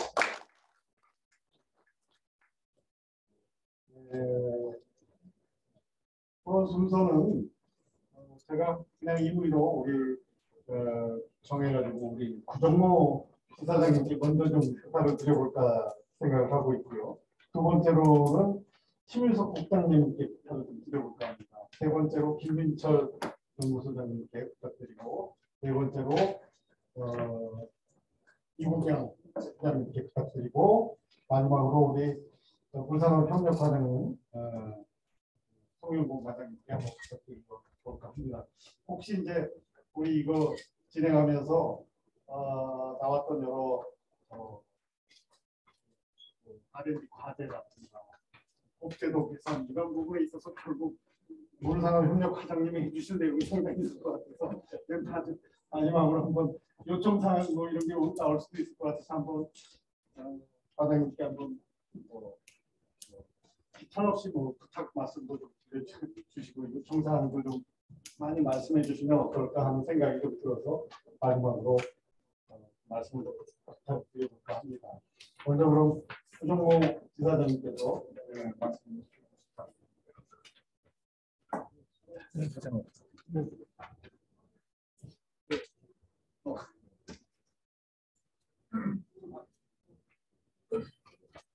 마이크 두 개 다. 마이크 두 개 다 드려도. 예, 감사합니다. 방금 소개받은 삼성엔지니어링 경남 지사장 구정모입니다. 오늘 총 4개 국가 8월경부터 시작하신 걸로 알고 있습니다. 짧은 기간에 심도 있는 연구 포럼 결과를 내주신 위원님들, 연구원님들한테 깊이 감사드립니다. 먼저 삼성엔지니어링 지사장 입장에서 민간 기업체 기업인 입장에서 잠시 포럼에 대한 부분을 좀 생각을 해보았습니다. 삼성엔지니어링은 삼성그룹 계열사 중에 하나로 연간 매출액이 7조가 조금 안 되는 플랜트 전문 기업입니다. 석유화학 플랜트, 환경 물산업 플랜트, 그리고 산업 플랜트 이런 쪽을 EPC 그리고 O&M 사업을 주로 하고 있습니다. 오늘 이 주제 발표를 하신 내용들을 쭉 들어보면서 굉장히 필요성에 대해서 다시 한번 절감하게 되었고, 또한 실질적으로 프로젝트를 생성해야 되는 대기업의 입장에서 봤을 때 굉장히 촉박한 입장이구나. 지금 현재 해외 물산업 시장에서 삼성이 국가 물산업 클러스터 입주 기업들 한 130개 정도 기업들이 됩니다. 그 업체들과 같이 2차 준비를 하고 내년 초에 중동 국가에서 2건, 동남아에서 2건, 총 해외에서는 4건, 국내에서 3건에서 4건 정도의 물산업을 위한 입찰에 참여하도록 했습니다. 특히 해외 시장을 먼저 말씀을 드리면 우리보다 후진국이라고 생각하는 동남아 국가 그리고 중동 국가에서도 그 프로젝트에 관련된 모든 컨설팅은 영국, 미국, 독일, 서구 선진국들 민간 기업이 전체적으로 컨설팅을 다 하게 됩니다. 그래서 그네들이 요구하는 수준이 굉장히 하이스펙이고 우리나라 민간기업 입장에서 입찰에 참여할 때 상당히 애로사항을 많이 겪습니다. 그래서 오늘 연구 보름 결과를 설명해 주신 데 대해서 우리나라도 이제 하루빨리 이런 부분에 준비가 되어서 해외 시장 진출에 좀 무난한 그런 과정을 좀 확보를 하는 것이 좋을 거라고 생각을 하고요. 오늘 환경부에서도 이렇게 참여를 해 주셔서 마지막으로 한 2가지 정도만 부탁 말씀드리면 오늘 그 발표하신 분 중에 실질적으로 실제 학회 수처리장의 운영 데이터가 필요해서 그 데이터 확보에 좀 애로사항이 있다. 이런 부분들은 우리 관련 기관에서 제도적으로 좀 개선을 해주시면 좋을 것 같습니다. 민간 기업에서도 기업 대 기업끼리 굉장히 중요한 영업 정보, 기술 정보도 비밀 유지 계약서를 체결하고 관련 사항을 어겼을 때 민형사상의 책임을 감수하고 정보를 나눕니다. 그런 실질적인 데이터가 우리 연구기관에서 필요할 때는 관련 기관에서 그 데이터의 제공에 대해서는 좀 나름대로 생각을 해 주셨으면 좋겠고요. 마지막으로 한 가지 더 부탁 말씀드리면 지금 4개 분과에서 다들 말씀해 주신 게 그 타임 스케줄이 중장기 스케줄이 2031년까지 정도입니다. 우리가 2050년까지 목표를 이루려면 2031년까지 우리가 관련 R&D 기업 지원 법제도 개정을 하면서 동시에 R&D가 구성이 되는 대로 결과가 나오는 대로 또한 시범 사업도 활발하게 이루어져야 된다고 생각하고 있습니다. 그 부분도 우리 관련 기관에서 대기업이든 중소기업이든 기업들의 적극적인 참여도 유도해 주시고 좀 주도를 해 주시면 감사하겠습니다. 이상입니다.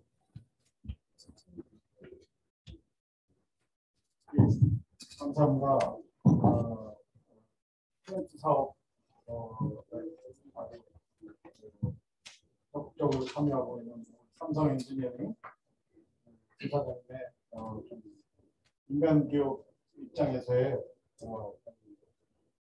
데이터 확보의 어려운 문제라든가 데이터 공유의 문제, 중장기 R&D 시범 사업 중에 필요한 조정 어떤 내용들을 좀 말씀하시고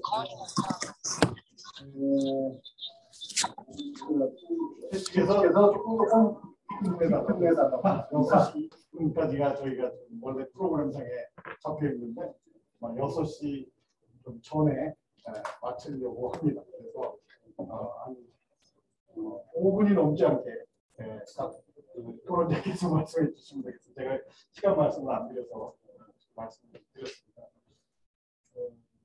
제가 아까 우리 다음 2번째 순서를 심유섭 국장님께 부탁드렸습니다. 말씀해 주세요. 네, 안녕하십니까. 저는 한국물산업협의회 심유섭이라고 합니다. 토론 의견 드리기 전에 저희 협의회를 잠깐 소개드리면 영어로는 이제 코리아 워터 파트너십이라고 합니다. 워터 파트너십이라는 이 조직이 그 외국에 우리가 물산업 강국 선진지를 갖고 있는 기업 국가들도 워터 파트너십이라는 조직을 운영을 하고 표면적으로는 국제협력과 국제사회 기업 지원 이런 부분이고 실질적으로는 그 자국의 기업들과 산업을 육성하고 지원하는 업무를 하고 있습니다. 그래서 우리나라도 2015년도에 물산업 코리아 워터 파트너십을 만들고 우리 이름으로 물산업 협의회를 만들게 되었습니다. 그리고 물산업진흥법이 제정이 돼서 지금 물산업진흥법에서 정하고 있는 그런 물산업 기업 지원 그리고 해진수 지원 이런 업무를 하고 있습니다. 오늘 그 4가지 이 포럼에서 다루고 있던 주제가 너무 내용이 방대하기 때문에 저는 이제 그 물산업적인 측면에서 전체를 아울러서 한 3가지 측면에서 말씀을 드리고 싶습니다. 먼저 그러니까 1분과 2분과 저계층 분과와 소부장 분과로 본다고 하면 그러니까 디지털 전환이라든가 이런 그 측면에서 ICT 관련된 기술이 이제 보급 이런 부분이 굉장히 중요하고 또 최근에도 스마트 상하수 사업 많이 진행하고 있습니다. 그런 부분에서 논의하고 필요한 지원 사업 그리고 필요한 제도를 논의하는 건 굉장히 중요하고 의미가 있다고 생각합니다.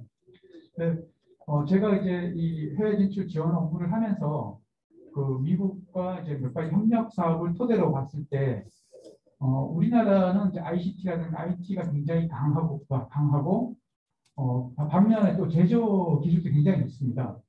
근데 이제 요소 기술이라고 하는 부분은 상대적으로 조금 부족하거나 약합니다. 그 이유가 아무래도 시장과 관련되겠는데요.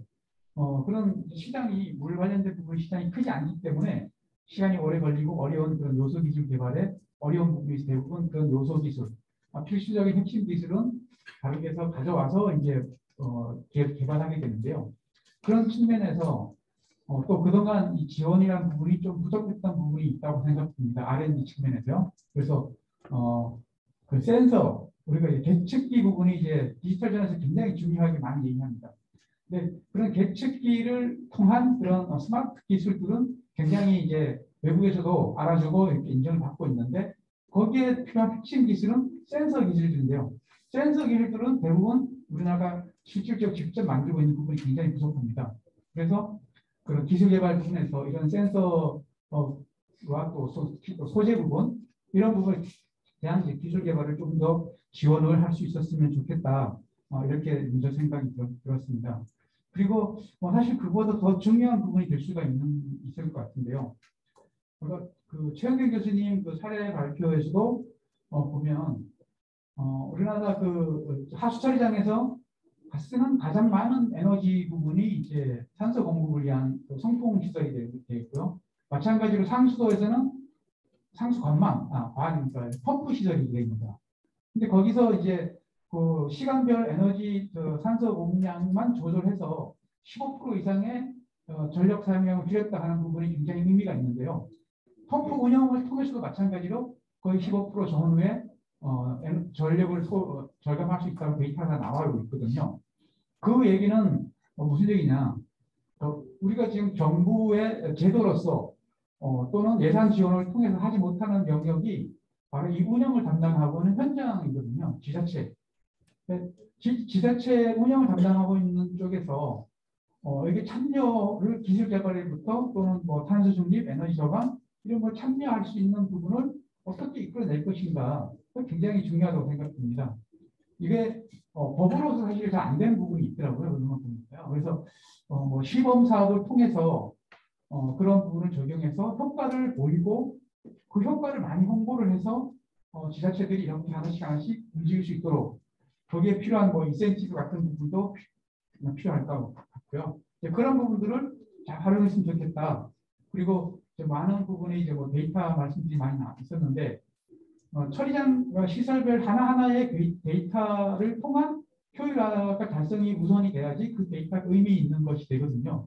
그래서 그런 부분을 현장에서 다뤄 못한다고 하면 우리 클러스터 그런 테스트베드 같은 데서 하나의 그 모델을 만들어서 성공을 하고 그 성공 모델을 공부를 해서 지자체가 따라올 수 있도록 이렇게 하는 그런 부분이 필요하지 않겠는가 생각이 들었습니다. 마지막으로 또 한 가지는 이런 그 계측 제어 분야의 기술들 또 ICT 업체들 디지털 전환에 참여하는 많은 기업들 그리고 최근에 그 창업하고 스타트업을 해서 그 일을 시작한 기업들은 많이 얘기하는 분들이 이제 신규로 이제 새로운 기술 개발해서 시장에 진입하려고 하니 그런 장벽들이 너무 많다 이런 분이 많이 말씀하십니다. 그래서 그런 그 새로운 영역에 들어오고 새로운 기술을 갖고 있는 기술들이 우리 물산업 쪽으로 이렇게 들어올 수 있도록 그런 유입을 열어줄 수 있는 그런 제도 예를 들면은 우리가 그걸 이제 뭐 물기업을 이제 물기업 뭐 실적을 이렇게 확인해 준다든가 물기업 확인 제도라든가 그런 걸 통해서 우리 물산업 진흥을 더 활발하게 할 수 있도록 하는 제도도 마련됐으면 좋겠다 하는 세 가지 의견을 말씀드리고 토론을 마치도록 하겠습니다. 네, 이상입니다. 예, 우리 신국장님 요소 기술 개발을 위한 지원, 에너지 절감을 위한 또 참여 유도, 그 새로 창업된 기업, 새로운 기업의 진입 장벽 문제, 대표적으로 물기업 시적 확인제도 동의를 만들어 보고 제안을 해주셨습니다. 감사드리고요. 신박 박사님, 그 신국장님 하수처리장의 에너지 문제 잠깐만 말씀해 주셨습니다. 서울시 물재생시설공단에서 또 그런 문제들 많이 있을 것 같네요. 그래서 다음으로 우리 김민철 연구소장님 좀 말씀해 주시기 바랍니다. 예, 안녕하십니까. 서울물재생시설공단 연구소장 김민철입니다. 네, 먼저 오늘 토론회를 참석해서 이제 여러 전문가분들의 의견을 들을 수 있는 귀한 시간이 됐던 것 같습니다. 우선 저희 공단을 좀 짧게 말씀드리면 서울시에 4개 대형 하수처리장이 있습니다. 네, 서남, 탄천, 네, 중랑, 난지가 있고요. 네, 서남하고 탄천은 그동안 이제 민간 위스탁 균형으로 운영이 되었었는데 네, 수익계약 문제가 좀 제기되는 바람에 이를 먼저 1단계 분단화를 추진하였고 올해 1월에 저희 공단이 출범하게 되었습니다. 지금 서울시에 또 직영 운영하고 있는 중랑하고 난지 같은 경우는 아마 이제 조금 시기를 걸리겠지만 공단으로 아마 편입해서 향후에 운영될 예정이 있습니다. 이 가운데 저희 연구소 같은 경우에는 이제 기술개발 업무 이외에도 이제 서울시 물선함과 물선함 기술개발과 이제 물산업 육성을 지원하는 또 역할을 담당하고 있습니다. 서울시 같은 경우는 2019년도에 물재생센터 비전 선점령을 발표했는데요. 네, 물재생센터를 기점으로 물산업 전주기기를 지원할 수 있는 서울형 물산업 클러스터를 조성하겠다는 계획입니다. 네, 이와 같이 이제 국가 물산업 클러스터뿐만 아니라 이제 각 지자체별로 각종 이제 물산업을 위한 이제 조례 기정 등을 통해서 물산업 육성 제도를 이제 지원 사업 및 제도 개선을 하고 있는데요. 이만큼 이제 이 무산업 시장이 거대하고 향후 전망이 밝다는 데 기인한 것이 아닐까라고 생각합니다. 하지만 이제 여러 전문가분들께서 말씀하시고 잘 아시는 바와 같이 비전하고 현실은 좀 갭이 큰 것 같습니다. 물이라는 공공재 대상 사업이 태생상 이제 민간에서 주도할 어려운 문제가 있고요. 새로운 기술에 대해서는 다른 산업에 비해서 좀 보수적으로 생각해서 새로운 혁신보다는 안전을 추구하는 경향이 있다고 생각합니다.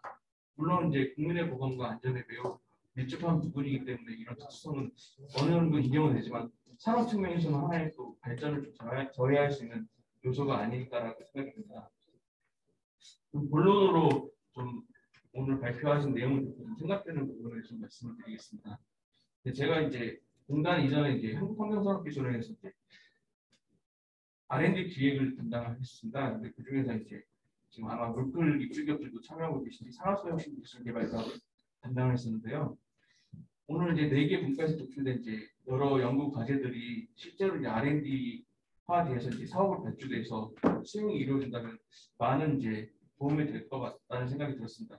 하지만 이제 잘 아시는 바와 같이 이제 국가 R&D 같은 경우는 이제 구조적으로 과기정통부가 중심이 되었고요. 각 부처별로는 전문기관을 통해서 이제 기획하고 예산이 대행되는 시스템을 갖고 있습니다. 과기부에서 관장하는 것은 이제 각 부처별로 1개 전문기관을 두고 이제 기획하고 예산 대행을 하게끔 구조적으로 짜여 있는데요. 환경부 같은 경우는 이제 한국환경산업기술원이라는 이제 전문기관 한 개가 있는데 실제로 이제 물산업 플러스에서 어떤 연구 과제를 발굴해서 국가 R&D화를 시키는데 단독적으로 기획을 하고 예산을 대응하는 과정은 물건 자체적으로 하기는 매우 힘든 과정입니다. 또 이게 과기정통부가 이제 심의를 하는 기관인데 이를 또 좋게 보지 않는 그런 시선도 있고 그러다 보니까 제가 이제 환경부 쪽에 말씀드린 사항은 이러한 이제 물풀에서 좀 필요한 과제 같은 경우는 이제 기술원 쪽하고 좀 잘 얘기해봐야 되고 실제로 기술원이 좀 주도하되 물풀 쪽에서 서포트할 수 있는 이런 좀 논의 자리를 마련할 수 있는 그런 사항이 좀 중간자적 역할을 이제 환경부에서 조금 해주셨으면 좋지 않을까라는 좀 생각을 해봤습니다. 그리고 그동안 좀 R&D 과제가 좀 대형 사업화돼서 예탈하는 올해 한 1년에서 1년 반 정도 걸리는 시간이 있었는데요. 그런 좀 대형 사업 과제보다는 이제 어떤 이슈가 발견됐을 때 그 이슈를 해결할 수 있고 빨리 과제화시킬 수 있는 소규모의 비핵화 사업을 적극적으로 추진하는 것도 좀 생각해 볼 필요가 있습니다. 물론 이제 물산업이라는 게 어떻게 보면 지금 환경부에서 좀 주도를 하고 있지만 또 이제 시민 이제 예산 쪽에서 심의하시는 분들의 입장에서는 산업이라는 게 환경부에서 할 일인가 산자부에서 해야 되는 거 아닌가라는 아직도 그런 선입견을 갖고 계신 분들이 많더라고요. 네, 그런 부분을 좀 협파할 수 있는 좀 고생이 좀 필요할 것 같고요. 또 물건 입장에서는 환경부도 있지만 이제 뭐 중기부나 산자부 같은 다른 이제 R&D를 할 수 있는 여러 부처들하고 좀 다각적으로 브리지 역할을 해서 이제 뭔가 과제화시킬 수 있는 역할이 좀 필요할 것 같습니다. 물론 가장 현실적인 부분은 이런 국가 R&D도 좋지만 물쿨에서 자체 예산을 확보해서 그 예산 범위 내에서 기업들한테 기술을 개발할 수 있는 보조금 사업 형태로 지원하는 것도 가장 좀 현실적인 방법인 것 같습니다. 또 이제 기업 지원 사업 같은 경우에는 오늘 여러 발표 내용도 나왔지만 가장 중요한 부분은 개발된 기술이 시장에 나와서 판매를 할 수 있어야 되는 부분인데요. 이 구매 뭐 좀 수공에서 많이 하는 부분인데 중기부하고 연계해가지고 구매 조건부 사업이나 구매 연경 사업 같은 부분을 좀 활발히 하고 있는 걸로 알고 있습니다. 이런 부분을 좀 벤치마킹해서 공단에서 할 수 있는 부분이 있다고 하면 좀 연계해서 활용하는 부분도 한번 생각해 볼 필요가 있고요. 또 금융 지원 쪽에서도 물론 기술원 쪽에서 지금 녹색 금융 지원 사업 같은 걸 많이 하고 있는데 이런 게 좀 문턱이 좀 높은 측면이 있습니다. 이런 것은 이제 물품 쪽에서 좀 문턱을 좀 낮출 수 있고 다른 금융기관들하고 협업할 수 있는 이제 그런 부분도 한번 검토해 볼 필요가 있지 않을까 생각됩니다.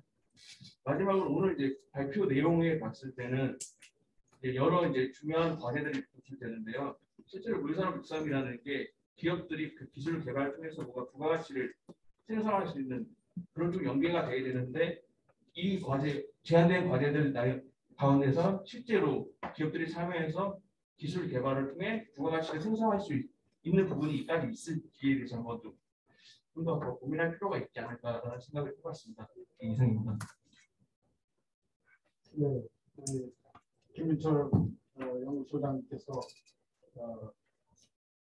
좋은 말씀 많이 해주셨습니다. 또 환경산업기술원에 또 근무하신 경험이 있으셔서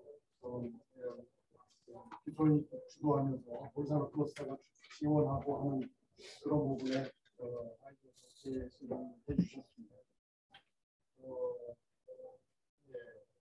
우리 다음으로 이국양 부장님.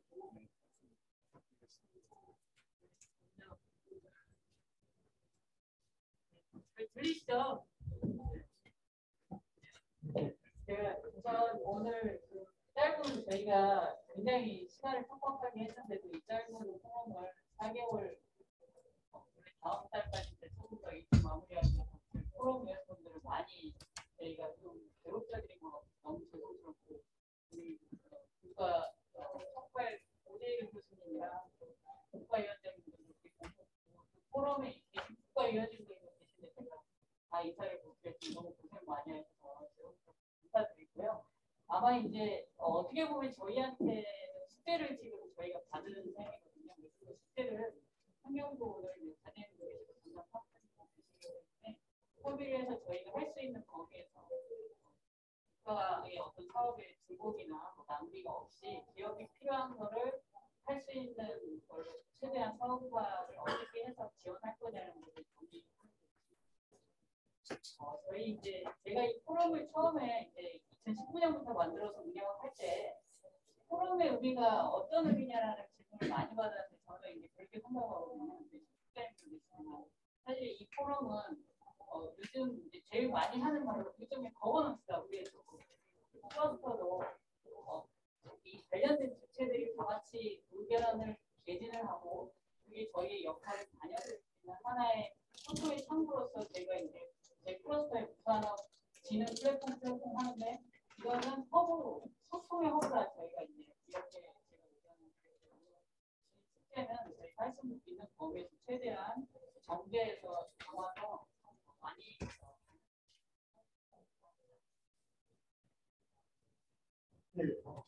물산업 클러스터가 생기기 전에 저도 그런 어떤 물산업 클러스터 운영 계획 뭐 이런 뭐 그 기본 계획 수립하는 데 좀 참여하고 그랬었고, 그 당시에 뭐 여러 분들 뭐 준비하고 조사했던 그런 자료에 의하면 환경산업기술원의 여러 이제 환경 관련 R&D 예산 중에서 물 관리 관련한 연구비 R&D 예산이 생각보다 적게 배정이 되는 것 같아요.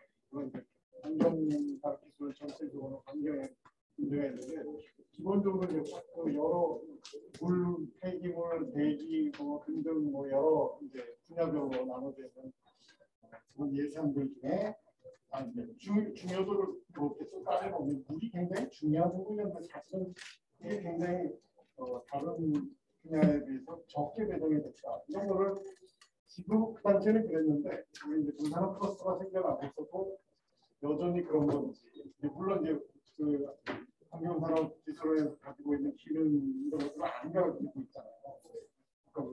그래서 조금 그런 부분들이 개선이 좀 됐으면 좋겠는데 그런 것들이 개선이 아직 안 되고 있지 않을까 이런 생각이 들어서 사실 이제 무슨 여기 오늘 연구 포럼에 결과들 산업 클러스터 환경부 산업협력과에서도 좀 그런 것들이 좀 계속 좀 짚어져 보면 좋겠다 그런 생각을 제가 그 토론하는 과정에서 저도 한번 생각이 나서 말씀을 드리려고 했습니다. 우리 혹시 물산업협력 과장님 말씀 듣기 전에 프로에서 또 혹시 질문이 있을 수 있는 것 같아요. 그래서 한두 분 계시면 손을 들어서 표해 주시면 말씀하실 기회를 좀 드리었으면 좋겠습니다.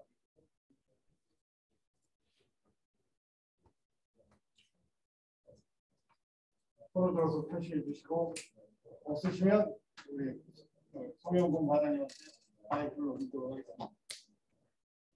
네, 안녕하세요. 저 환경부 물산업협력과장 손윤건입니다. 오늘 사실 저희가 지금 예산 심의 시즌입니다. 그래서 워낙에 지금 국회에서 일이 많아서 사실 저희도 오늘 올 수 있을까 굉장히 걱정을 했었는데 다행히 여기 올 수 있게 있었고 여기 굉장히 좋은 말씀 많이 듣고 갈 수 있어서 역시 온 보람이 있었다. 저는 그렇게 생각을 하고 있습니다.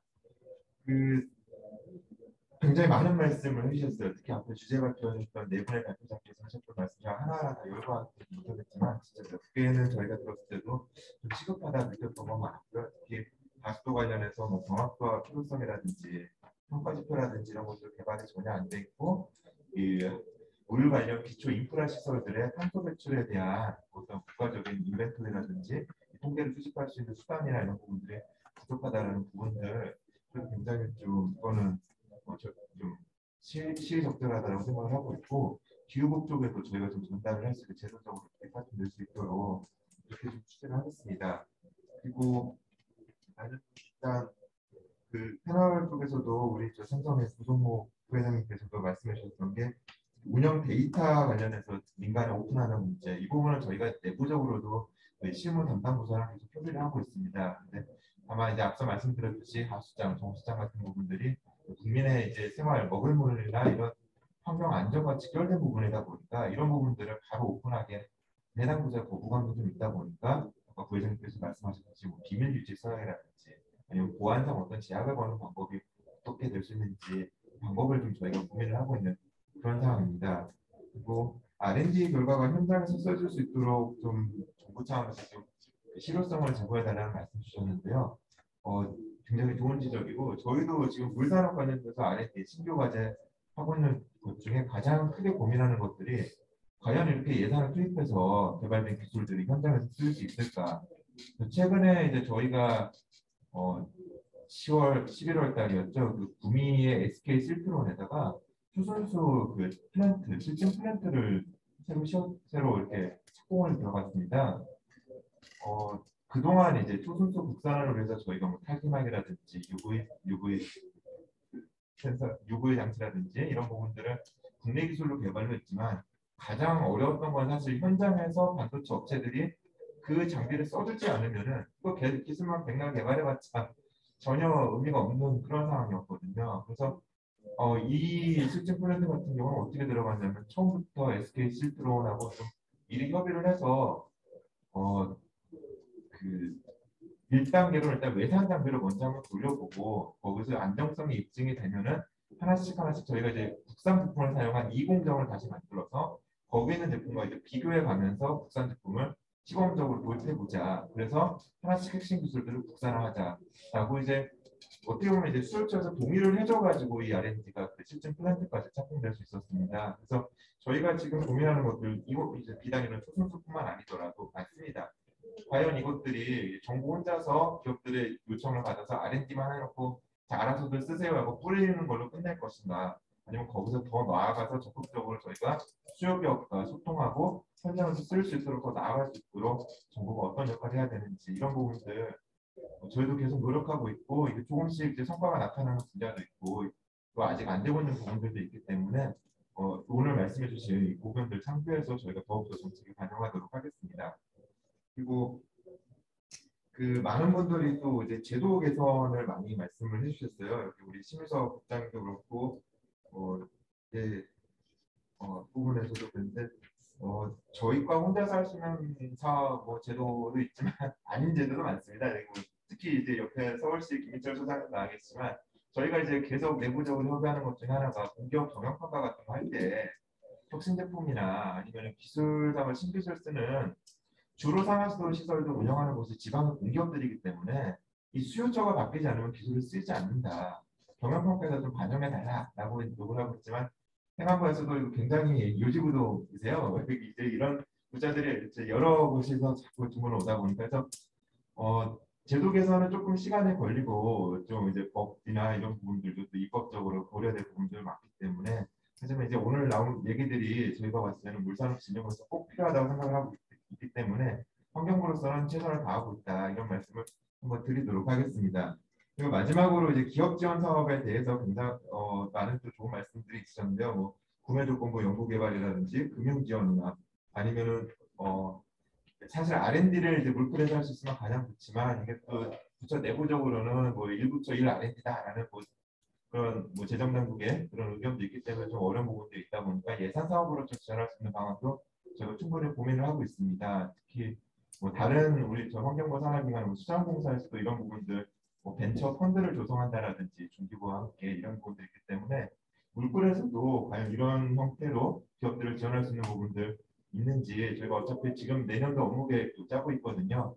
함께 물꿀과 함께 고민해서 좀 더 실효적인 기업 지원 방안 강구할 수 있도록 하겠습니다.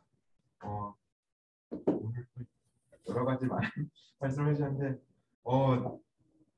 사실 그래요. 여기서 다 이제 오늘 여기 기업도 많이 오시고 이제 학계에서도 많이 오시고 이제 마지막에 결론을 보고 이제 정부가 뭐 하고 있느냐 이런 식으로 이제 비결이 되더라고요. 그래서 저기서 생활화수 과장도 와 계실 거고 다른 과장도 와 계실 텐데 라는 생각이 들지만 저는 저희 환경부는 아까도 말했지만 이제 산업 육성이나 이런 부분들에 대해서 굉장히 이런 목소리를 환영합니다. 계속 말씀해 주시고 저희한테 이런 말씀을 주시면 저희가 말씀해 주신 거 다는 못하더라도 조금은 하니까 이렇게 조금씩 바꿔 나가면은 결국 이게 중장기 비전이 되고 저희 정책 방향과 나아갈 수 있다, 정책 방향으로 나아갈 수 있다라는 생각을 합니다. 오늘 긴 시간 발표를 경청해 주셔서 고맙고 오늘 꼭 이 자리가 아니더라도 환경부에 요청할 수도 있으면 언제든지 자유롭게 말씀 부탁드리겠습니다. 감사합니다.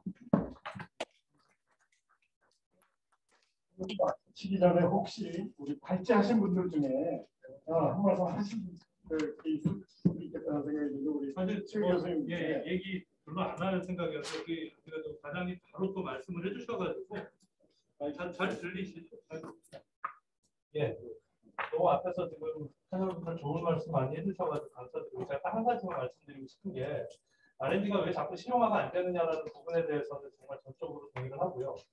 제가 지금 우리 박 교수님 계신데 너무 많이 했다고 제가 지금 얘기 드릴 생각은 아닌데 저는 30년 넘게 이렇게 R&D 계속 해봤고 현장에서 적용 안 되는 상황을 굉장히 오랫동안 목격을 해온 당사자로서 이게 왜 안 될까를 곰곰이 생각해 보면 지금에서야 제가 좀 느끼는 게 우리나라 이게 거버넌스의 어떤 그 움직임이 너무 무겁다. 이게 신속하게 대응하고 그다음에 R&D 기술 개발된 것들이 현장에 적용되게끔 만드는 그런 어떤 지휘 체계가 너무 무거운 게 아니냐라는 그런 생각을 좀 많이 해봤어요. 제가 아까 발표 자료에도 좀 넣어놓긴 했었는데 미국 같은 경우에 예를 들어서 제가 예를 들어서 에너지 자립하다 탄소 중립 관련된 그런 기술들이 나오면 거기는 우리로 치면 하수도 시설 기준이나 상수도 시설 기준과 같은 매뉴얼 오브 프랙티스라고 WEF에서 발간하는 게 있어요.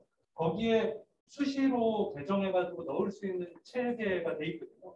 그러다 보니까 굉장히 신속하게 개발된 기술들이 현장에 적용될 수 있게 이렇게 빠른 대응이 가능한데 그런 부분들이 너무 부족한 게 아닌가라는 생각이 많이 들었어요. 그러다 보니까 R&D 신나게 개발해봐야 아까 얘기했던 토끼량 저감 관련된 내용들 2000년대 초반에 사실은 연구 많이 했던 부분이거든요. 그거 20년 동안 사실 적용하고 구하고 있었어요. 지금까지. 그런 부분들 한번 고민해 봐야 될 것 같아요. 그거 제가 얘기 드린 거 한 가지만 더 얘기 드리면 너무 유행에 민감하다. 기술 개발.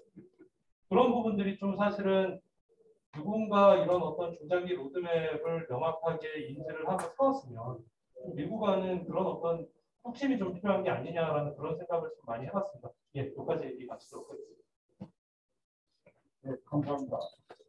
그러고 보니까 아까 발표 그 내용 중에 설계 기준에 대한 얘기가 좀 많이 나왔었는데 사실은 우리나라의 그 지금 설계 기준 개정하는 것이 상시 개정 체계로 바뀌어가지고 우리 상하수 협회에서 이제 의견을 받아 상시 개정 체계가 만들어졌다고 하는데 사실은 예전보다 더 복잡해져요. 상황입니다. 그래가지고 그 한국건설기술연구원의 국가건설기준센터가 만들어지고 거기에 그 중에 한 위원회 상하수도 기준위원회라는 게 있어가지고 예전에 이제 환경부에서 의견 기준이 이제 물론 뭐 그 연구진에서 연구를 해서 기준이 안이 만들어지고 환경부에서 인정이 되고 중앙건설기술심의위원회 승인을 받으면 되는 거였는데 그 중간에 국가건설기준센터의 심의를 받는 게 좀 중간에 꼈죠. 그것들이 이제 다른 기준들하고의 어떤 상충되는 부분을 이렇게 없애보려고 한 건데 이게 굉장히 길어지더라고요. 그거 하나가 생긴 것 때문에 굉장히 시간이 길어서 진짜 못 고치기 어렵더라고요. 이런 문제가 실제로 있구나. 상시 개정 체계를 만들어 놓고 상시 개정하는 걸 거의 본 적이 없어요. 그런 문제로 물론 다른 과에서 해결해야 될 부분인 것 같습니다. 하여튼 그런 상황도 일어났다고 말씀 좀 드리고 더 이상 말씀하실 분이 안 계시면 여기서 토론회를 마칠까 합니다. 오늘 아주 발제 내용도 풍성했고 토론회 내용도 아주 풍성했고 생각이 듭니다. 아주 수고들 많이 하셨습니다. 감사합니다.